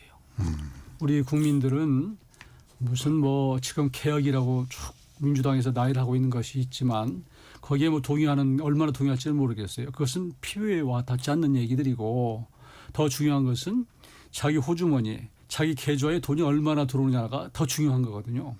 그런데 주식 시장이 3,200선까지 올라간 거 이것은 우리 특히 개미 투자자들에게는 엄청난 정말로 그 본인들에게 이익이 되는 것이기 때문에 피부에 와 닿는 것이거든요. 그래서 이재명 정부의 지지율이 올라가는 건 저는 그것이 큰 역할을 했다고 보는 거예요. 그런데 이재명 정부 잘한 것이지만 이것의 이유가 이재명 정부가 내가 이렇게 올리겠다 해서 올라간 게 아니고 제가 보기에는 상법 개정안 때문에 그렇습니다. 그동안에 이 대기업체들이 이게 그 자기가 주식의 지분을 뭐 겨우 10% 내외를 가지고 자기 개인 기업처럼 운영을 했거든요. 그러다 보니까 굉장히 그 개인 투자자들한테 실제로 배당이 되거나 주식이 올라가서 어떤 그 혜택이 가거나 그런 게 거의 없었어요. 좀만 잘 된다고 그러면은 딱 그 물적 분할을 해가지고 개미 투자자들한테 피해를 주고 또 돈 좀 모이면 전부 유보금으로 쌓아놓고 나중에 또 무슨 뭐 자회사 만들어가지고 뭐 증여하고 이런 여러 가지 했기 때문에 장난치고 이런 게 많았기 때문에 개인 투자자들은 늘 손해만 보는 이러다 보니까 나중에는 이제 해외로 미국 쪽 시장으로 많이 갔단 말이에요. 그래서 그런 상황에서 이재명 정부가 들어서면서 이제 상법 개정안 되고 이러면서 이제 우리 국내 주식도 괜찮아지겠구나, 자본시장이 좀 튼튼해지겠구나 이렇게 갖고 지금 들어왔는데 갑자기 뒤통수를 맞은 거거든요. 이게. 그래서 더 분개하는 것이고 또 한 가지는 저는 또 이 부분들을 많이 지적을 안 텐데 증권거래세를 0.15에서 네, 0.20으로 0.05% 올리는 거 있잖아요. 이게 실질적으로는 굉장히 큰 돈입니다. 왜냐하면 개미 투자자들은 하루에도 몇 번 사고 팔고 해요. 0.05라고 하는 것은 10번 그 팔고 사고 보면 0.5%가 되는 것이고 이거 1년에 막 따지면요. 이게 10% 이렇게 돼요. 이래서 이것도 정말로 이게 미국에는 이거 없거든요. 사실 수수료라는 게 없어요. 팔고 사고 할 때 수수료가 없는데 우리는 0.15에서 다시 0.20으로 올린다는 건 굉장한 건데 우리 지금 개미 투자자들이 여기에 대해서 별로 얘기를 안 해서 그렇지 저는 이게 더 피해를 준다고 보고요. 이런 것들이 알게 모르게 결국은 우리 자본시장을 더 튼튼히 해서 우리 국민들의 개미 투자자들의 그 어떤 주머니를 불려주는 쪽으로 생각한다면 이런 아까 뭐 세제 개편 관련해서 이런 또 이런 것들은 소탐 대실이다. 아까 말씀하셨잖아요. 2천억 벌겠다고 이거 엄청나게 충격을 주고 잘못된 시장에 시그널을 주는 것은 아주 우리 스스로 자본시장을 더 어렵게 만드는 결과를 가져올 수밖에 없다. 그래서 저는 조금은 우리 국민 여론을 무섭게 생각한다면 다시 처음으로 뭐 자존심 생각하지 말고 50억으로 그냥 환원시키는 게 어떨까 이런 생각합니다. 네, 오늘 또 관심이 가는 부분이 국무회의입니다. 오늘 이재명 대통령 임시 국무회의를 열어서 광복절 특별 사면 대상을 확정을 하는데 조국 전 조국혁신당 대표의 사면에 관심이 갑니다. 어떻게 전망하십니까, 홍필 대표님?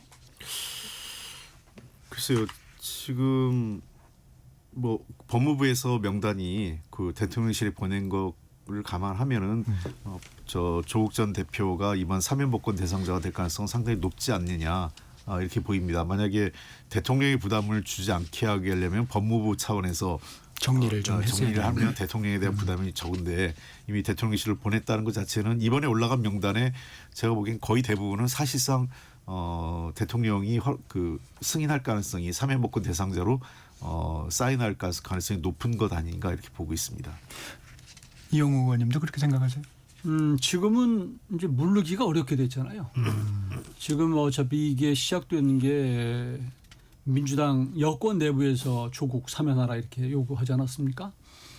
특히 조국 혁신당 쪽에서 이제 강하게 요구를 했고, 그러면서 임기 초반에 인사를 하면서 조국 혁신당 쪽에서 딴지를 많이 걸었단 말이에요.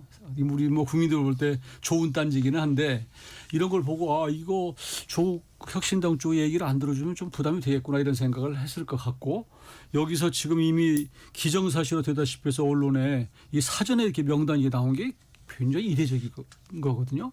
보통 사전에 잘 안 나오네. 이런 정도로 나오지는 않았죠. 그래서 이렇게 된 상태에서 대통령이 그러면 지금까지 있던 거 없는 걸로 해. 이거 가능하겠어요? 저는 그냥 갈 수밖에 없는 상황이 아닌가. 그런데 국민 여론은 썩 좋지 않다. 썩 좋지 않은 게 아니고 매우 안 좋다. 저는 그렇게 보고 이런 상황에서 대통령이 그래 우리 국민들의 여론을 생각해서 우리 정치인 사면은 이번에 하지 맙시다. 이런 정도로 하면 오히려 이재명 대통령은 올라갈 수 있을 텐데 이재명 대통령도 제가 보기에는 뭐 쉽지 않을 것 같은데요. 이게 여론을 좀 지켜볼 수 있는 시간이 하루라도 더 있을 수 있었을 텐데 하루를 땡겨서 임시 국무회의를 했어요. 이건 좀 어떻게 보세요? 예, 원래 정기가 화요일 날인데 오늘 지금 임시국무회에서 그 결론을 내겠다는 건데요.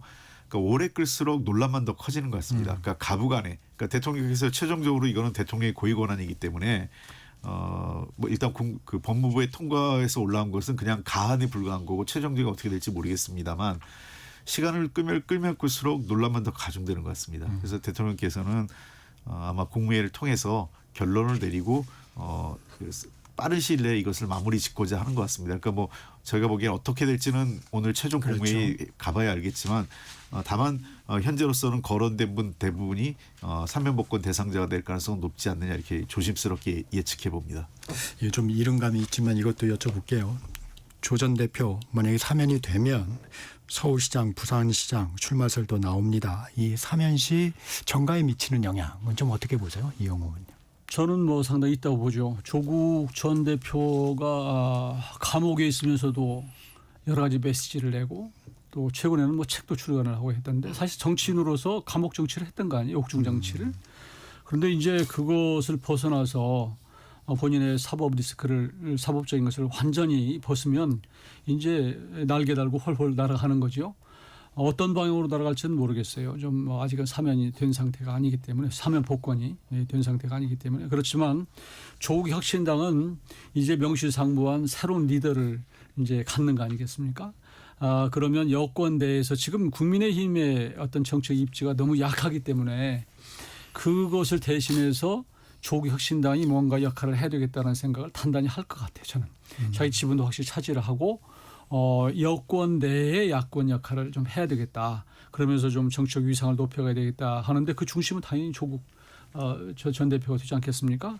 이런 상태에서 과연 본인이 내년에 있을 지방선거에 뭐 서울시장이든 뭐 또 부산시장이든 이렇게 생각할 수도 있을 것이고, 근데 지방자치단체장이 어떤 정당을 끌어가는 건 좀 모양이 조금 사실은 좀 달라요. 이게 뭐 그 자리가 중요하지 않다는 게 아니고, 아무래도 이제 그 국회의원이 하는 것과 지방 뭐 시장이나 군수 지방자치단체장은 이 정치에 한계가 있기 때문에 그게 역할을 못 해요. 그런 차원에서는 본인의 역할을 앞으로 더 하려면 결국은 보궐선거를 저는 생각하지 않을까. 저는 그렇게 생각해요. 그 보궐선거가 본인은 예를 들어서 내 지분을 내놓으라, 이제 인천 계양 생각할 수도 있다고 생각합니다. 예를 들면 그다음에 천안 뭐 강훈식 지금 실장 자리 나 거기 갈게, 그거 거부할 수 있겠어요? 제가 보기에는 그걸 요구를 하면 저는 지금 여권에서 지금 뭐 사면복권도 해주는 판인데 그 자리 하나 정도는 넘길 수도 있고, 또 정청래 대표가 지금 뭐 나름대로 자기 장치를 조금씩 뭐 해가는 나이캐들 얘기하기 때문에 또 이게 대통령으로 봐서는 뭐 때로는 뭐 견제도 필요하고 여러 뭐 후계 좀 빠른 얘기지만 이런 것도 생각한다면 저는 의원직으로 뺄 수도 있다. 저는 그렇게 생각합니다. 홍표 대표님 어떻게 보세요? 저도 그 이영호 의원님 분석이 일리가 있어요. 왜 그러냐면 예를 들면 이제 뭐 그 정당의 대표가 아니라 일반적으로 그냥 구성원 중에 한 명이라면 지방자치단체장을 하면서 다른 그 활로를 모색할 수 있는데, 아무래도 지금 조국 혁신당 같은 경우는 조국 당대표가 리더가 될 가능성이 제일 높죠. 어떠한 형태든. 그런 경우에는 지방 행정을 이끌면서 정당 활동의 대표로 한 것은 쉽지 않아요. 그걸 감안하면 보궐선거 가능성이 제일 높다고 생각합니다. 근데 민주당한테 뭘 요구하고 내놓으라 이렇게 하기는 제가 보기엔 그런 상황은 아닐 거로 보고요. 도리어 당당하게 조국 전 대표 정도라면 자기의 실력을 갖고 경쟁하는 구도로 갈 가능성도 있다고 생각을 합니다. 지금 어차피 지방선거 같은 경우 조국 혁신당의 지금 생각은 이런 것 같아요. 수도권과 부산은 민주당과 단일화 정도로 생각할 수 있고, 호남 쪽에서는 경선을 하는 가능성을 좀 보는 것 같습니다. 이미 지난번에 영광인가요? 거기 그 군수선거에서 승리하기도 했었지 않습니까? 그래서 그런 것 등등을 해서 호남권에서는 사실상 민주당과 경쟁할 수 있는 거의 유일한 정당으로 되는 것 같고, 더 나아가서 아마 제가 조국 대표라면 그런 그 생각을 할 것 같아요. 지금 뭐 국민의힘이 너무 지리멸멸하기 때문에 차제의 이 정치 구조를 좀 개편해가는 과정 속에서 주도적으로 정당 구조를 민주당과 조국혁신당의 양당 구조로 바꿔가는 방식도 적극적으로 고민해 볼 필요는 있다고 생각을 해요. 그럼 도리어 그런 방식이 훨씬 더 적극적이고 우리나라 정치를 바꿔가는 근본적인 개혁이 될 수 있다고 보거든요. 그러니까 지금 국민의힘 지지율이 물론 국민의힘 지지율이 낮게는 뭐 경우에 따라 다르게 굉장히 좀 낮아지긴 했지만 아직까지는 잠재적 지지자들은 여전히 있습니다. 그러나 갈수록 보수 유권자들이 국민의힘에 대한 실망이 높아지고 있는 것을 감안하면 그러한 중도 합리적 보수까지 포괄할 수 있는 새로운 정당 구조로서 한 번 더 재탄생할 수 있다면 저는 도리어 이 국민의힘이 제3당으로 밀리고 조국혁신당과 민주당이 1당과 2당으로 경쟁하는 구도도 만들어질 수 있다고 생각해요. 그 부분은 하실 말씀이 좀 있으실 것 같은데. 우리 홍표 대표님 말씀하시는 걸 제가 뭐라고 그러겠습니까? 이제 뭐 이렇게 생각하시는 건 존중하는데요. 꿈은 좀 크시다 이렇게 말씀드리고요.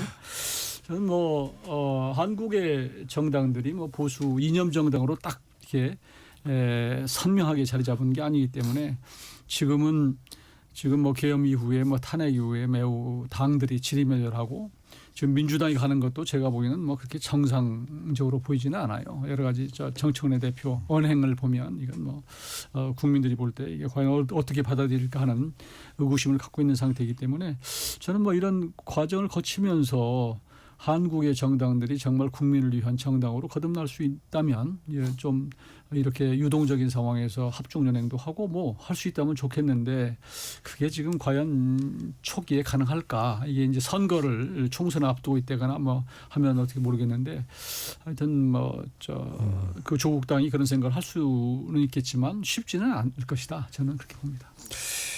이재명 대통령 민생 회복 사면에 방점을 찍었는데 조국 전 대표의 관심이 좀 집중이 되고 있지만 다른 사면 대상자들도 좀 보겠습니다.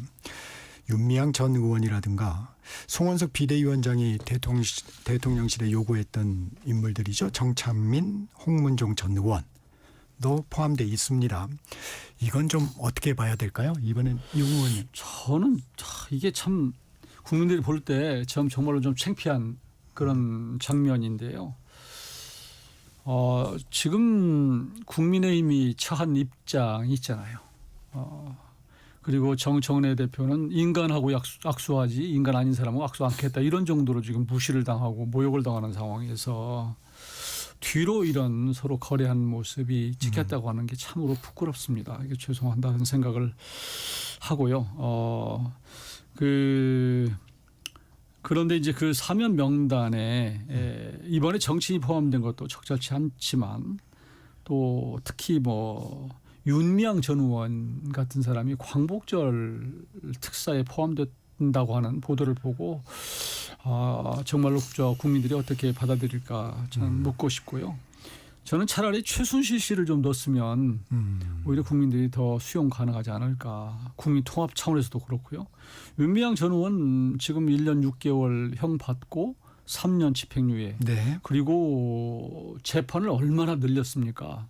재판을 4년간 늦춰가지고 국회의원 다 해먹었거든요. 이런 사람을 이제 와서 다시 사면복권을 광복절에 시킨다. 위안부 그 후원금 횡령한 사람 아니에요?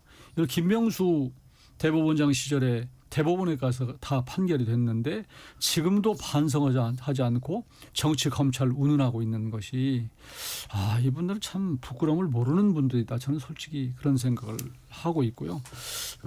더구나 또 이번에 사면 복권 명단에 들어간 거에 대해서 국민들 또 뭐 야당에서 비판하는 얘기가 나오니까 자기 비판한 욕하는 사람들 참 불쌍하다 이렇게 얘기하는 것은 국민들을 조롱하는 것이고 사법부 김명수 사법부를 정말로 무시하는 처사다. 그래서 참 이런 분들을 꼭 사면을 해야 되는가? 저는 좀 의심스럽습니다. 다른 사면 대상자들은 좀 어떻게 보셨어요? 글쎄요, 저는 뭐 필요한 사람도 있고 그런 것 같아요. 예컨대 뭐 조희연 전 교육감 같은 분이나 또 특히 뭐 일단 조국 전 대표 같은 경우에는 정경심 교수. 뭐 지금 다 만기 형도 거의 다 살고 나왔고 거긴 뭐 복권 정도거든요. 등등 해서 여러 분들 중에서 해야 될 분들도 있다고 봐요. 그리고 우리 조국 장관 관련돼서 최 의원이 있잖아요. 최강욱 의원. 최강욱 의원. 최강욱 의원 같은 경우도 사실은 그게 의원직 배치를 딸 만큼의 중대한 사안이냐 이런 정도의 고민들은 있어요. 그래서 그런 분들 저는 사면복권 하는 거는 타당하다고 생각해요. 근데 다만 지금 아까 이제 이 의원님도 지적을 하셨고 이 사면복권에 대한 이제 대통령의 고유 권한이다. 우리 헌법이 보유한 고유 권한인데 과연 이거 어디까지 허용해야 되고 어디까지 하는 것이 맞느냐 이런 문제는 늘 나왔던 것 같아요. 그러니까 특히 정치적 타협의 산물로 정치인들이 그냥 특정한 기준 없이 대거 들어가면서 이제 부정부패한 사람이라든지 또는 당시에 의원직을 상실할 당시나 또는 형을 선고받을 때 국민적 지탄이 높았는데도 그냥 뭐 포함되는 경우도 있고요. 그러니까 서로 거래죠. 여당 하나 하면 야당 하나 하고 뭐 이런 방식으로 해서 소위 구색 맞추기 차원에서 하는 게 과연 맞는지. 그리고 워낙 이게 논란이 커지다 보니까 당초 이재명 대통령이 민생 어떤 회복 그다음에 민생 사범 중심의 이 어떤 사면복권 논란보다는 지금 정치인 사면복권으로 무게중심이 확 가 있거든요. 물론 최종적인 결과를 봐야 되겠습니다만 그런 측면에서 앞으로 이 사면복권에 대한 대통령의 고위 권한을 어디까지 하는 게 맞느냐. 사실 저희도 야당 시절에 윤석열 정부에서 말도 안 되는 사면복권이 있었고 그거를 사면복권에 대해서 대통령 권한을 좀 제한하자는 입법을 많이 추진을 했어요. 아마 근데 또 이게 입장이 바뀌면 여당이 되면 또 안 하고 또 국민의힘이 그때는 찬성하다가 이제 야당 되면 이것도 대통령의 사면복권 제한해야 돼 이런 문제가 있는데 어차피 이건 그 헌법적 권한이기 때문에 이재명 정부에서 어쨌든 지금 개헌 얘기가 지금 중심이 되고 있기 때문에 개헌 과정에서 대통령의 사면권을 좀 제한하는 개헌도 필요하고 그에 따른 헌법에 따른 후속 조치로 입법도 필요하지 않을까 생각을 합니다. 저도 그 동의를 하는데요. 이게 대통령 이제 헌법에 이제 대통령의 권한으로 있는 것이라고 해서 우리가 그냥 존중을 하지만 지금 늘 그 틀을 깨는 것들에 대해서는 그동안에 사실은 좀 대통령이 그 관례 이런 것들이 있거든요. 그걸 좀 지켜주도록 노력했어야 되는데 전 정부도 솔직히 윤 정부도 그 뭐 자신 있게 얘기할 수 없어요. 김태우 같은 경우에 뭐 강서구청장 금방 또 사면해가지고 내보내기가 잘못됐거든요. 그러니까 전 정부든 현 정부든 적어도 특사를 할 정도 되면 예를 들어서 형기의 뭐 일정 부분을 한 사람으로서 또 이런 정도 뭐 이런 기준들이 있어야 되는 것이지 이게 뭐 헌법적으로 됐다고 해서 그냥 아무거나 막 하고 이러다 보면 나중에 셀프 사면도 가능한 거 아니에요. 그러니까 이렇게 해서는 안 되는 것이다. 저는 뭐 전적으로 동의합니다. 이 아침에 나온 여론조사 하나만 볼까요? 이재명 대통령의 국정 수행에 대한 여론조사였는데 리얼미터가 에너지경제신문 의뢰로 지난 4일부터 8일까지입니다. 4일에서 8일 전국 18세 이상 유권자 2,506명을 대상으로 조사한 내용인데 긍정평가가 56.5%로 전주 대비 6.8%포인트 하락을 했고 부정평가가 38.2%로 전주 대비 6.8%포인트 상승을 했습니다. 자세한 내용은 중앙선거여론조사심의위원회 홈페이지를 참조하면 되는데 이 4일에서 8일이면 이춘석 의원 파장 또 이 사면 이런 부분들이 좀 영향을 미쳤을까요? 저는 그럴 것 같아요. 우선은 첫 번째는 아까 우리 대주주 양도 기준 이거 아마 젊은 층에서는 굉장히 분개했던 것 같고 그 이후에 지금 이춘석 의원이 지금 어떤 정보를 사전에 취득해서 뭔가 차명으로 거래를 한 거 아니냐. 이런 개미 투자들은 우리 같은 사람은 정보 없는 사람들은 도대체 어떻게 되느냐 말이에요. 이게 겹쳐진 측면이 하나가 있고요. 또 한 가지는 조금 전에 우리가 토론했던 이 사면 이것이 국민 정서하고는 전혀 동떨어지게 가는 것들 이런 것들이 지금 여론에 크게 반영이 되는 것 같고요. 사실은 뭐 지금 지난번 이재명 대통령이 득표율이 50%가 채 안 되지 않았어요? 그 이후에 초반에 이제 서서히 시간이 가면서 그 이후에 지금 지난번에 최동석 인사실장인가 이런 경우도 그냥 대충 묻고 지금 넘어가고 있는 것들인데 이런 것들이 자꾸 시간이 가면서 겹쳐지면 이게 이재명 대통령에 대한 여론이 이거 정상화되는 거예요. 이거 저는 그렇게 봅니다. 예. 홍표 대표님. 제가 사실 지난주부터 우려했던 결과가 나타났어요. 네. 잘못하면 이거 6자에서 5자로 갈 가능성이 있다 생각을 좀 했었거든요. 그래가지고 이 여론조사를 저도 주목을 좀 하고 있었는데 말씀하신 내용들이 다 반영이 된 것 같아요. 주식 양도세 문제, 그다음에 이춘석 쇼크가 좀 컸었던 것 같고요. 그리고 이제 사면 등등 논란이 이루어지면서 이유인즉슨 보면 주로 TK 영남권 그다음에 그 고령층 70대에서 이 지지율이 하락하고 국민의힘도 지지율이 많이 올랐거든요. 즉 전통적으로 야권의 지지율이 그 돌아선 것. 그러니까 이 진영 간 대결이 확실하게 된 것도 있고 그다음에 젊은 층에서는 또 하락한 이유가 아까 얘기했던 공정의 문제가 왜냐하면 주식 양도세 문제하고 그 이춘석 의원 그 주식 불법 주식 거래에 관련된 문제가 맞춰져 있는 건 이 공정의 문제가 공통 키워드라는 측면에서 제가 보기엔 상당히 이 문제가 지지율 하락에 큰 영향을 준 것 같습니다. 한 가지만 더 추가를 그건 3부에서 좀 얘기 이어갈까요? 네, 품격 토론 잠시 쉬어가겠습니다. 전하는 말씀 듣고 전격 시사 3부에서 품격 토론 이어가겠습니다.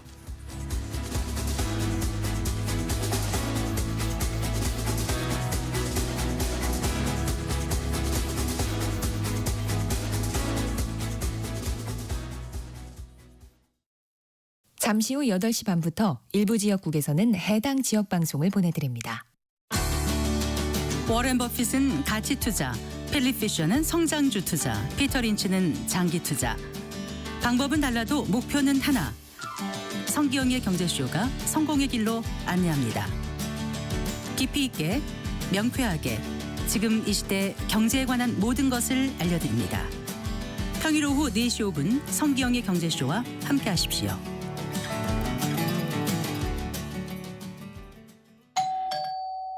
편지 왔습니다. 퇴근길 지친 당신에게 힘이 되는 뉴스를 전해드립니다.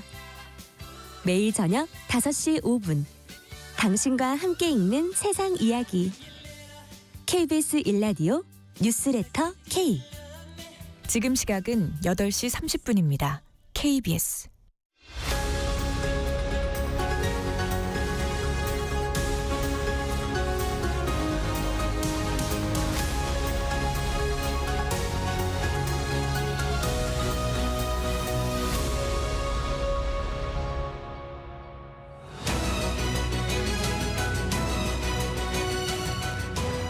본격 토론 이어갑니다.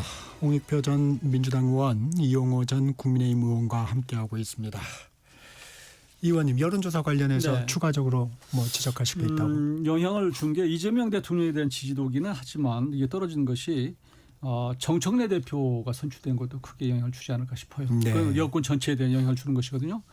그 정청래 대표가 되고 나서 그동안 쭉 해오던 좋든 싫든 그래도 협치의 대상으로 야당을 늘 인정을 해왔거든요. 그리고 방문도 하고 했는데 국민의힘 방문 안 했잖아요. 악수도 않겠다고 그러고 그 이후에 또 법사위원장 후임을 누구로 했습니까? 추미애.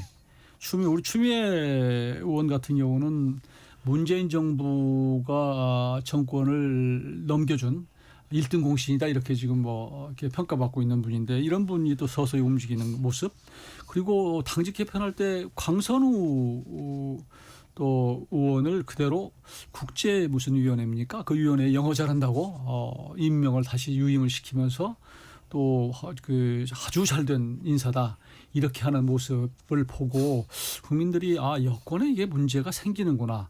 라고 지금 경고를 하는 것이 아닌가 저는 그렇게 봅니다. 정청래 대표 체제 일주일 어떻게 보셨어요, 홍익표 대표님? 글쎄요, 뭐 아직 초반이니까 물론 이제 정의원 특유의 굉장히 그 강공 드라이브, 국민의힘을 인정하지 않겠다라는 건데 저는 사실은 뭐 이거에 대해서 처음에는 정청래 대표가 너무 과하다 이런 생각을 했는데 최근에 국민의힘 하는 걸 보면 나중에 저희가 논의하는데 보면. 저 같아도 이거 해산밖에 답 없는 거 아닌가 이런 생각을 하게 돼요. 이제는 점점 국민의힘에 대해서 그럴 정도로 정청래 대표가 뭔가 그 야당과 협치를 하려면 야당 스스로 뭔가 변화가 전제돼야 되는 거 아니냐 이 얘기인데 꼭 거꾸로 가고 있는 거 아닌가 이런 생각을 들고 있습니다. 다만 어쨌든 정청래 대표 체제 그다음에 이재명 대통령 출범 이후 한 2달 지나면서 첫 번째 그 시험대에 오른 것 같아요. 그러니까 지금 지지율이 예를 들면 한 2, 3% 바꾸는 오르락내리락하는 거는 되게 여론조사의 오차범위 있는데 대통령 지지율 6% 이상 하락했고 민주당도 6%가량 떨어졌거든요. 이건 그 동반해서 하락한 거기 때문에 이 영향을 좀 면밀히 분석하고 대응책을 만들어야 됩니다. 그러니까 물론 뭐 여론조사가 일일 바뀌는 거기 때문에 일희일비할 필요는 없지만 이렇게 큰 폭으로 옮겨질 때에는 반드시 구조적 요인이 있거든요. 이것을 그 초기에 잘 대응하지 못하면 자칫 그 2차 쇼크가 오면 상당히 큰 위기가 올 수 있기 때문에 지금이야말로 문제가 됐던 것들을 빨리 정리할 필요가 있다 이렇게 보입니다. 국민의힘 전당대회 얘기해 보겠습니다. 어제 당권 후보 4명 첫 방송 토론회 했습니다. 찬탄 반탄 구도가 선명하게 또 드러났습니다. 어떻게 보셨습니까, 의원님? 네, 예견됐던 일이고요. 지금 언론에서 보도된 대로 지금 후보 4명이 뭐 찬탄 반탄으로 딱 갈라져 있는 이런 상태인데, 그러나 하여튼 현장 토론회가 좀 더 희망적이고 미래지향적인 그런 모습이었으면 참 좋았을 텐데 아직도 과거에서 벗어나지 못하고 서로 비난하고 비판하고 이런 모습들이 참 저도 가슴이 좀 답답했습니다. 그렇지만 뭐 긍정적으로 본다면 흥행은 좀 되는 것 같아요. 오히려 예전에 박찬대, 정청래 의원 하는 것보다는 네. 저 도대체 찬반 중에 누가 되는 거야? 이런 정도의 관심은 좀 끌다 이렇게 그냥 굳이 이 의미를 부여자면 그런데요. 여하튼 우리 당의 이 현주소를 그대로 보여준 합동연설이었다. 그래서 그러나 이제 당원들은 그래도 집단 지성을 통해서 현명하게 판단하리라고 봅니다. 그래서 그게 나중에는 이제 여기서 2명으로 압축이 되고 50%가 넘지 않으면 나중에 결선 투표할 텐데 그때 그래도 우리 당을 살릴 수 있는 후보 그중에서 최선의 후보를 좀 뽑아서 그리고 미래를 대비하고 좀 뭔가 혁신적인 모습을 보이는 그런 전당대회가 됐으면 좋겠다. 저는 당원들에게 기대하고 있습니다. 홍표 대표님. 저는 후보들은 다 기억 안 나고 전환기 씨만 남은 것 같아요. 이게 지금 정말 국민의힘의 현실인데요.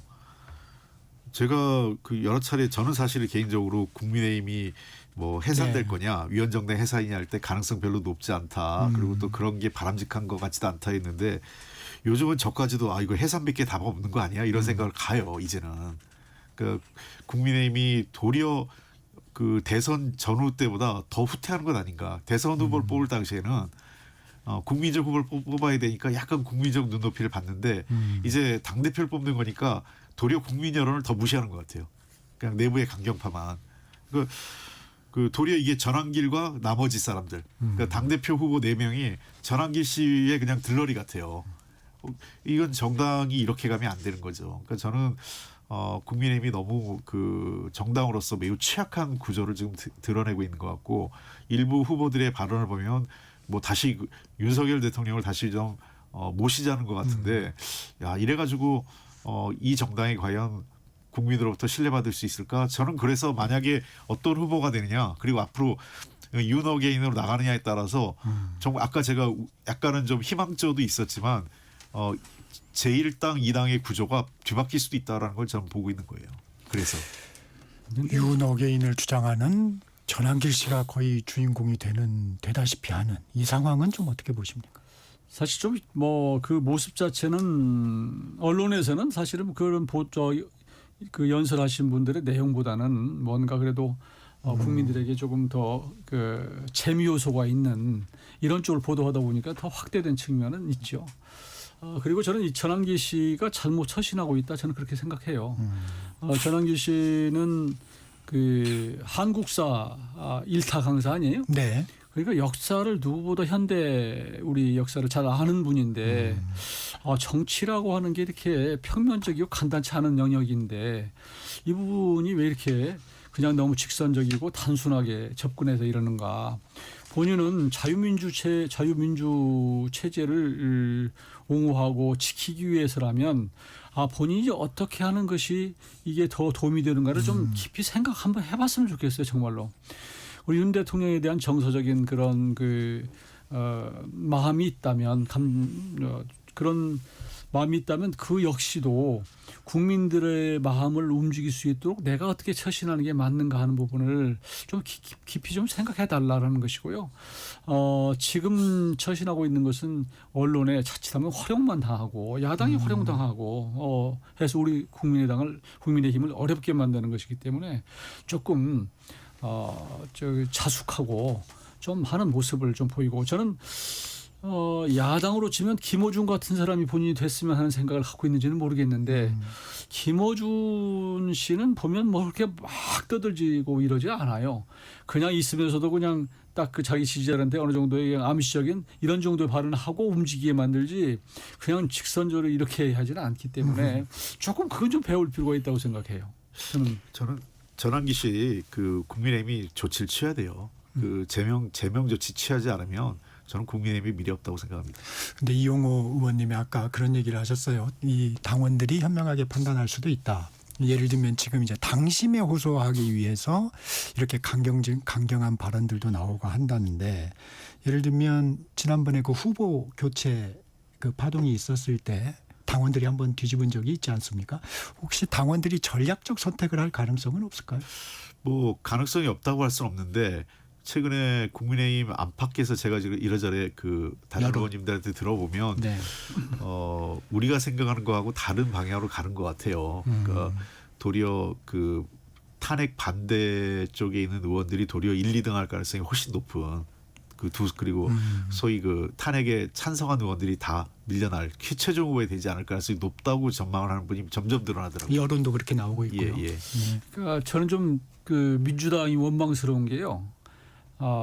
이제 민주당은 야당이 건전한 야당이 있어야 건전한 여당이 있다 이렇게 얘기를 하거든요. 그런데 사실 우리가 보기에는 건전한 여당이 있어야 건전한 야당이 있다 이렇게 생각해요.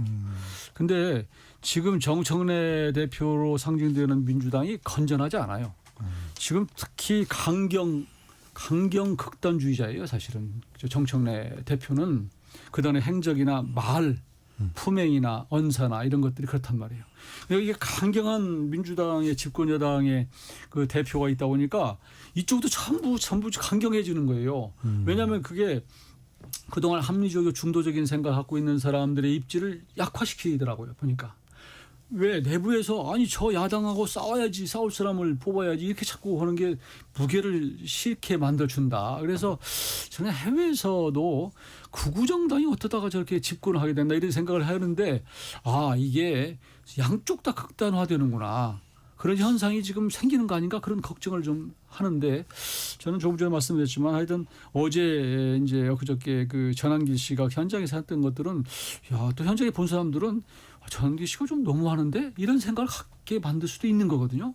그래서 좀 더 이제 나중에 1, 2위가 어떻게 나올지 모르지만 하여튼 큰 틀의 대한민국의 정당 정치의 어떤 추이나 발전을 본다면 여당도 야당을 지금 내란 정당이라고 몰이를 하면 안 돼요. 저는 많은 사람들이 내란 정당 그러니까 그게 뭐 거의 세뇌되다시피 하고 그냥 말끝마다 내란 정당이라는데 도대체 무슨 근거 가지고 내란 정당이라는지 모르겠어요, 솔직히. 그래서 그러니까 저도 그런 측면에서 있어서 여당이 책임지고 지금 50%도 안 되게 지금 이재명 대통령 좋아서 뽑았습니까? 국민들이 솔직히 윤석열을 싫어서 뽑은 거지요. 그렇게 생각해요, 많은 사람들이. 그렇기 때문에 조심조심 대한민국의 미래를 위해서 정치 발전을 위해서 사실은 좀 진중하게 갔으면 좋겠는데 이걸 상대를 핀치에 몰고 밟아서 이걸 집권당이 가겠다고 하는 이런 포지션을 갖고 가다 보니까 야당도 비슷하게 지금 가는 거 아닌가 싶은 생각이 들어서 많이 걱정이 된다. 그런 말씀 드립니다. 이 말씀에는 한 말씀 주셔야 될 것 같아요. 그 선거라는 게 꼭 좋아서만 이기는 게 아니라 상대가 못해서도 이기는 거기 때문에 저는 뭐 그 최근에 이재명 대통령의 행보나 그 정책 방향에 대해서는 국민적 지지가 상당히 높다. 물론 최근에 약간 지지율이 이번 주에 떨어지긴 했지만 저는 뭐 지금 현재로서 대통령에 대한 평가는 상당히 긍정적이다 이렇게 보고요. 정청래 의원 정청래 대표 탓을 하기 전에 국민의힘이 먼저 바뀌어야 돼요. 제가 여러 차례 저는 기회가 있었다고 보는데 이런 식으로 가면은 정말 국민의힘의 미래가 없습니다. 그리고 뭐 맞습니다. 뭐 여야라는 게 서로 손이 닿아야 뭐 박수 손뼉도 치는 거니까 그런 면도 측면이 있지만 상대 때문에 우리가 더 나빠진다 이렇게 탓하는 게 아니라 국민의힘 자체가 스스로 개혁할 의지가 있느냐. 저는 그래서 상징적으로 저희는 어쨌든 이춘석 의원에 대해서 최대 조치를 했잖아요. 당으로서 할 거는 일단은 이후에 이제 국회 차원에서 할 것까지도 또 고민을 해봐야 되지만 전한길 씨 문제라든지 최근에 윤석열 내란 당시에 핵심적으로 했던 사람들에 대해서 선제적으로 조치하고 이것을 확실히 끊어주는 걸 해야만 그래야 내란 정당 소리 안 듣지. 우리야 당연히 정치 공세 차원의 내란 정당이란 말 하기 얼마나 좋습니까? 그러니까 내란 정당 무리가요. 우리가 하는 게 탓하기 전에 이런 여권의 공세를 막을 수 있는 스스로의 변화가 필요하다는 거죠. 저도 뭐 동의를 해요. 사실은 저도 답답한 마음에 그런 얘기를 하긴 하는데 정말로 이게 헤쳐모였으면 좋겠어요. 근데 이게 당장 총선이 있거나 뭐 있으면 좀 헤쳐모기가 쉬운데 그게 어렵다고요. 구조적으로. 그러다 보니까 말씀드리는 거고. 그렇지만 하여튼 어려운 상황에서 세상 만사가 바닥치면 다시 올라오는 것이기 때문에 신임 당대표가 뽑혀서 정말로 확실하게 개혁을 하고 지금 국민들 눈높이에 맞춰서 뭐 하여튼 인적 쇄신 이런 것들도 좀 가시적으로 보여주고 이런 것을 할 필요는 있다고 생각을 해요. 지금 홍익표 대표님 이춘석 의원 후속 조치에 대해서 말씀을 주셨는데 이 대통령의 엄정 수사 지시 또 여당의 신속한 제명 조치 이 정도면 이제 이춘석 의원 파장은 좀 잦아드는 건가요, 이용 의원님? 다른 뉴스들이 많이 나오고 있다 보니까 이제 뉴스에 좀 밀리는 측면이 있지만 근본적으로 이춘석 의원이 차명으로 이 주식을 자기가 미리 취득한 정보를 가지고 선행 매매를 했다. 이것은 있을 수 없는 일이에요. 국회사에 이런 일은 없었어요. 그런 의혹이긴 하지만 그래서 일단 뭐 탈당을 하고 이쪽에서 제명 조치를 취했지만 이분이 국정기획위에 관련 분과위에 있었잖아요. 이게 저는 개인적으로 이춘석 의원도 알고 그래서 이분이 이게 광범위하게 무슨 구조적 이게 대대적으로 뭔가를 했다 이렇게 생각은 않지만 그래도 국민적 의혹을 불식시키기 위해서는 그 국정기획의 그 분과위 관련된 정보를 취득할 수 있는 사람은 아마 당 차원에서 좀 아니면 자발적으로라도 본인들의 계좌를 좀 이렇게 주식 거래를 아니면 가족 거래까지 이걸 좀 오픈했으면 좋겠다. 다 전수조사 해가지고 이런 조치는 미리 취하고 거기서 만에 하나 진짜로 보고 좀 더 연관된 게 나온다면 그때는 더 대대적으로 할 수 있는 그런 측면이 있는 것이고요. 또 하나는 이제 경찰이 상당히 크게 지금 이렇게 수사를 한다고 그러니까 이걸 조금 빨리빨리 신속하게 수사를 해서 국민적 의혹이 없다고 의혹을 좀 불식시키는 이런 측면의 수사 오픈을 좀 할 필요가 있다라는 것이고 이게 이춘석 의원의 개인의 문제가 아니라 국회 전체 국회의원 전체에 대한 불신이 굉장히 큽니다. 사실은 국회의원들은 다 저렇게 해? 이런 거거든요. 그래서 이것은 좀 일벌백계 차원에서 좀 조치도 취했지만 그러나 그 후속 조치로 필요하면 전수조사도 하고 하는 그런 후속 조치를 할 필요가 있다고 생각합니다. 홍표 대표님 마지막으로 지금 말씀하신 국정기획위의 전수조사 이런 부분에 대해서는 필요하다고 보십니까? 전수조사를 근데 당이 할 수는 없어요. 한계도 있고 저는 예컨대 다 전면적으로 확대하기 뭐하고 경제 2분과 있잖아요. 그 위원들 대상으로 금융당국은 그 계좌 거래를 볼 수 있어요. 그러니까 금융당국이 영장 없이 볼 수 있기 때문에 그걸 한번 보고 만약에 좀 문제가 있다 판단되는 경우에는 검찰이나 경찰에 수사 의뢰할 수 있거든요. 그래서 저는 금융당국이 좀 더 적극적인 것을 해서 한번 살펴볼 필요는 있다 이렇게 생각을 하고 이걸 특검으로 하거나 전수조사를 하는 것 자체는 실효성도 없고 결과도 안 나올 거예요. 현재로서는. 그리고 어떤 범죄 혐의도 없는데 그냥 수사한다 이것도 사실 맞지 않죠. 그건 과잉 수사가 될 수 있기 때문에 다만 금융당국이 한번 볼 수 있는 권한이 있기 때문에 금융당국을 통해서 보고 문제가 있는 거래는 제대로 수사하게 하고 이춘석 의원 거는 아마 빨리 경찰이 신속하게 해서 차명 계좌 정도가 확인되면 아마 제가 보기에는 이춘석 의원이 스스로 의원직을 사퇴하는 게 맞을 것 같아요. 지금 판단 본인이 제일 잘하니까.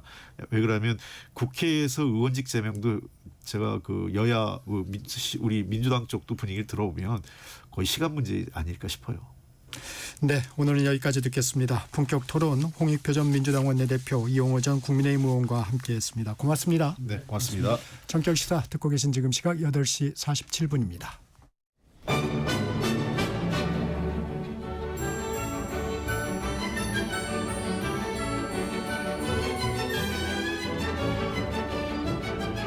KBS 1라디오 정통 시사 프로그램 정격시사 정치자의 눈으로 질문하겠습니다. 공정의 가치를 추구합니다. 꼭 필요한 정보를 담겠습니다. 월요일부터 금요일까지 아침 7시 20분에 찾아옵니다.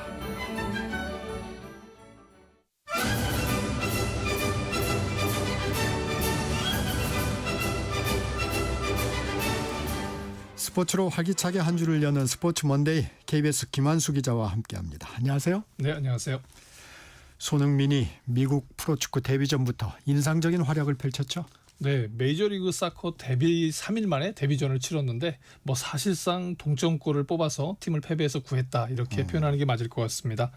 시카고 파이어와의 경기였는데 사실 원정 경기이고 또 입단한 지 3일밖에 안 되기 때문에 설마 출전할까 이런 이제 기대감 반 또는 이제 우려 반이 있었는데 후반 16분에 교체 투입됐어요. 근데 전반 한 35분경부터 카메라가 이제 몸을 풀고 있는 손흥민 선수를 잡으면서 출전할 가능성이 높구나, 교체 출전하겠구나 하는 그런 이제 기대감이 점쳐졌습니다. 그래서 후반 16분에 이제 마르티네스 선수와 교체 출전을 했는데 처음에 슈팅 또 감각적인 힐킥 이런 거 할 때마다 그 경기감은 좀 살아있는 듯한 느낌이다 이런 걸 줬어요. 근데 후반 31분 아주 결정적인 장면이 터집니다. 이제 센터 서클에서 밀어준 공을 정말 손살같이 달려가서 이제 문전 쇄도를 하게 되니까 상대 수비가 당황한 수비가 이제 결국 페널티 에리어에서 태클을 해서 VAR 끝에 페널티킥을 받았고, 사실 보통 이런 거 받으면 데뷔전을 치르는 선수니까 찰만도 한데 그래도 경기감이 안정돼 있는 부안카 선수에게 양보를 했고 부안카 선수가 동점골을 뽑았습니다. 그리고 사실 경기 종료 직전에 아주 날카로운 오른발 슈팅을 이제 했는데 페널티킥을 얻어낸 다음부터는 상대 수비가 뭐랄까 이 조여오는 그 집중 마크를 했나요? 집중 마크를 했기 때문에 슈팅조차 쉽지 않았어요. 근데 첫 경기 그 정도 치렀고 이제 다음 주 일요일 날 다시 한번 원정 경기를 가게 되는데 데뷔전에서 이 정도 인기몰이를 했다고 한다면 다음 주 원정 경기에서 좀 섣부르지만 첫 골을 기대해봐도 되지 않나 하는 그 정도의 이제 관측들이 나오고 있습니다. 이게 좀 성급한 감은 있지만 LA 현지에서는 LAFC가 손흥민을 축구계의 오타니 쇼헤이로 만들고 싶어한다. 네, 무슨 얘기입니까? 이게 사실 북중미 월드컵을 앞두고 MLS하고 미국 붐을 조성하기 위한 전략적인 카드로 활용된다는 느낌이 굉장히 많아요. 왜냐하면 보통 뭐 이렇게 한 선수가 옮겨가고 하게 되면 그 지역에 포커싱이 맞춰지게 되거든요. 그런데 보면 언론과 뭐랄까요 이런 스포츠 비즈니스가 굉장히 긴밀하게 조합한 듯한 느낌인데 LA 타임스는 LA의 오타니에 이어서 이젠 슈퍼스타 손흥민까지 왔다. 그리고 AP통신 같은 경우에는 LAFC가 손흥민을 축구계의 오타니 쇼웨이로 그 마케팅으로 활용할 것이다. 이런 얘기가 사실 데뷔전을 치르기 전부터 나오기 시작했어요. 그러다 보니까 지역 프로 구단들도 묘한 시너지를 내는데 LA 다저스에서 뭐 김하성 선수 포함해서 모든 사람들이 환영한다. 이런 것들을 보여주고 또 LA 클리퍼스도 마찬가지고 전체적으로 LA가 뭐 스포츠에 어떻게 보면 서부 지역에서는 굉장한 중심이라고 할 수 있는데 전체적인 시너지를 내는 것에다가 또 베컴이라고 하는 또 지금 이제 그 인터 마이애미 메시가 있는 팀의 그 구단주이기도 하잖아요. 환영한다 이런 걸 환영하고 MLS의 합류를 환영한다 이런 걸 봐서는 전체적으로 지금 사실 메이저리그에서는 3년 연속 40홈런을 치고 있는 오타니의 활약에다가 손흥민 선수가 그야말로 잉글랜드 프로축구에서 보여줬던 센세이셔널한 걸 다시 한번 보여준다고 한다면 LA는 내년 북중미 월드컵을 앞두고 굉장히 스포츠 산업을 이렇게 좀 밀고 나갈 수 있는, 그리고 사실 지금 보면 그 메이저리그 사커라고는 하지만 우리한테는 좀 많이 알려져 있지 않은 부분들이 있잖아요.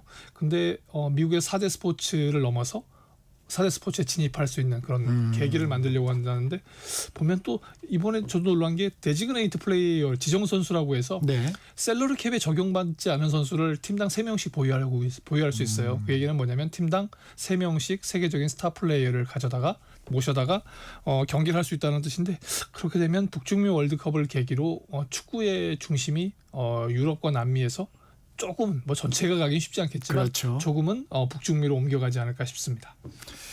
프로축구 K리그에서는 울산의 신태용 감독이 K리그 복귀전을 승리로 장식했네요. 네. 뭐 3년 연속 우승했던 팀이라고는 무색하게 최근 11경기에서 3무 8패였거든요. 도무지 경기에 나가서 이길 수 없는 팀이 돼버렸는데 다행히 이제 그 제주와의 경기에서 후반 37분에 터진 루빅손 선수의 결승골로 1대0으로 승리를 거뒀어요.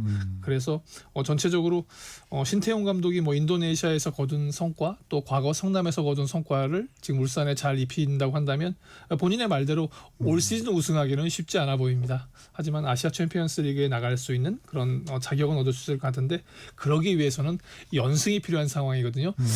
신태용 매직이 인도네시아에서 통했는데 과연 이제 울산이라고 하는 어떻게 보면 한국 프로축구를 대표하는 팀에게도 그런 것들이 적용될 수 있을지 팬들의 지켜보는 뭐랄까요 하나의 관전 포인트가 신태용 감독 때문에 하나 더 늘었다고 할 수 있겠습니다.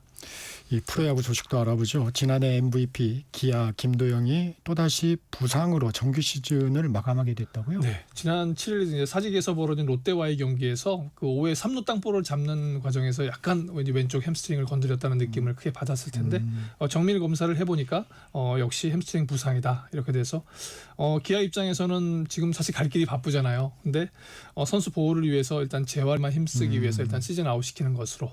근데 다만 이제 운이 좋게 포스트리그에 진출하게 된다면 김도영 선수를 다시 볼 수 있지 않을까. 그런 면에서는 올해 사실 지금 뭐 3할 9푼의 타율, 홈런도 7개 많이 출전하지 못한 상황에선 괜찮은데 전체적으로 정말 올해 기아 부상이 발목을 잡고 마는 그런 느낌입니다.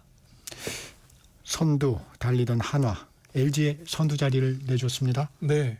사실 뭐 1, 2위 간의 맞대결이었거든요. 그래서 LG와 경기를 할 때 야 이거 정말 미리 보는 한국 시리즈 아니야? 아니면 여름에 벌어지는 가을 야구 아닌 한국 시리즈 아니야? 이런 얘기를 주목을 받았는데 금요일 날 일단 김서현 선수가 끝내기를 내주면서 2대1로 져서 연장승부 끝에 져서 좀 아쉬웠어요. 그런데 사실 어떤 반전을 기대했던 토요일에 5선발 엄상백 선수가 1이닝에 6실점이나 하면서 무너지고 말았거든요.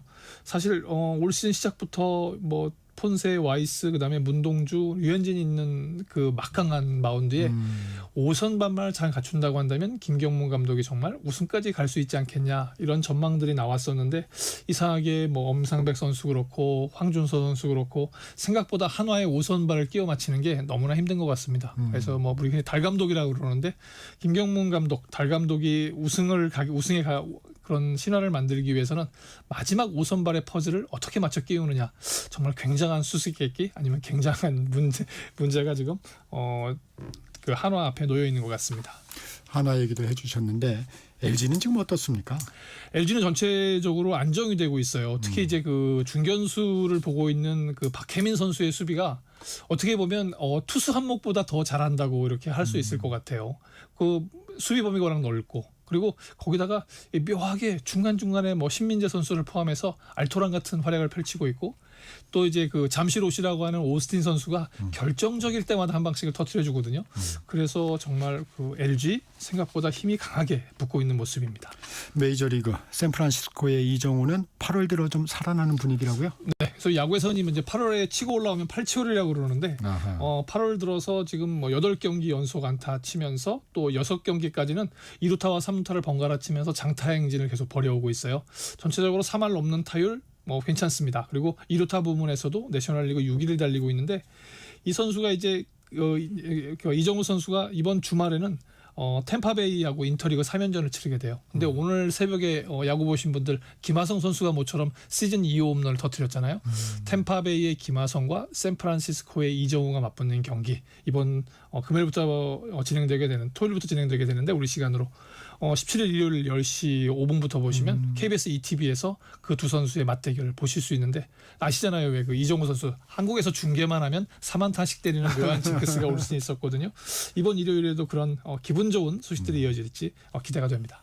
네, 지금까지 KBS 김환수 기자였습니다. 고맙습니다.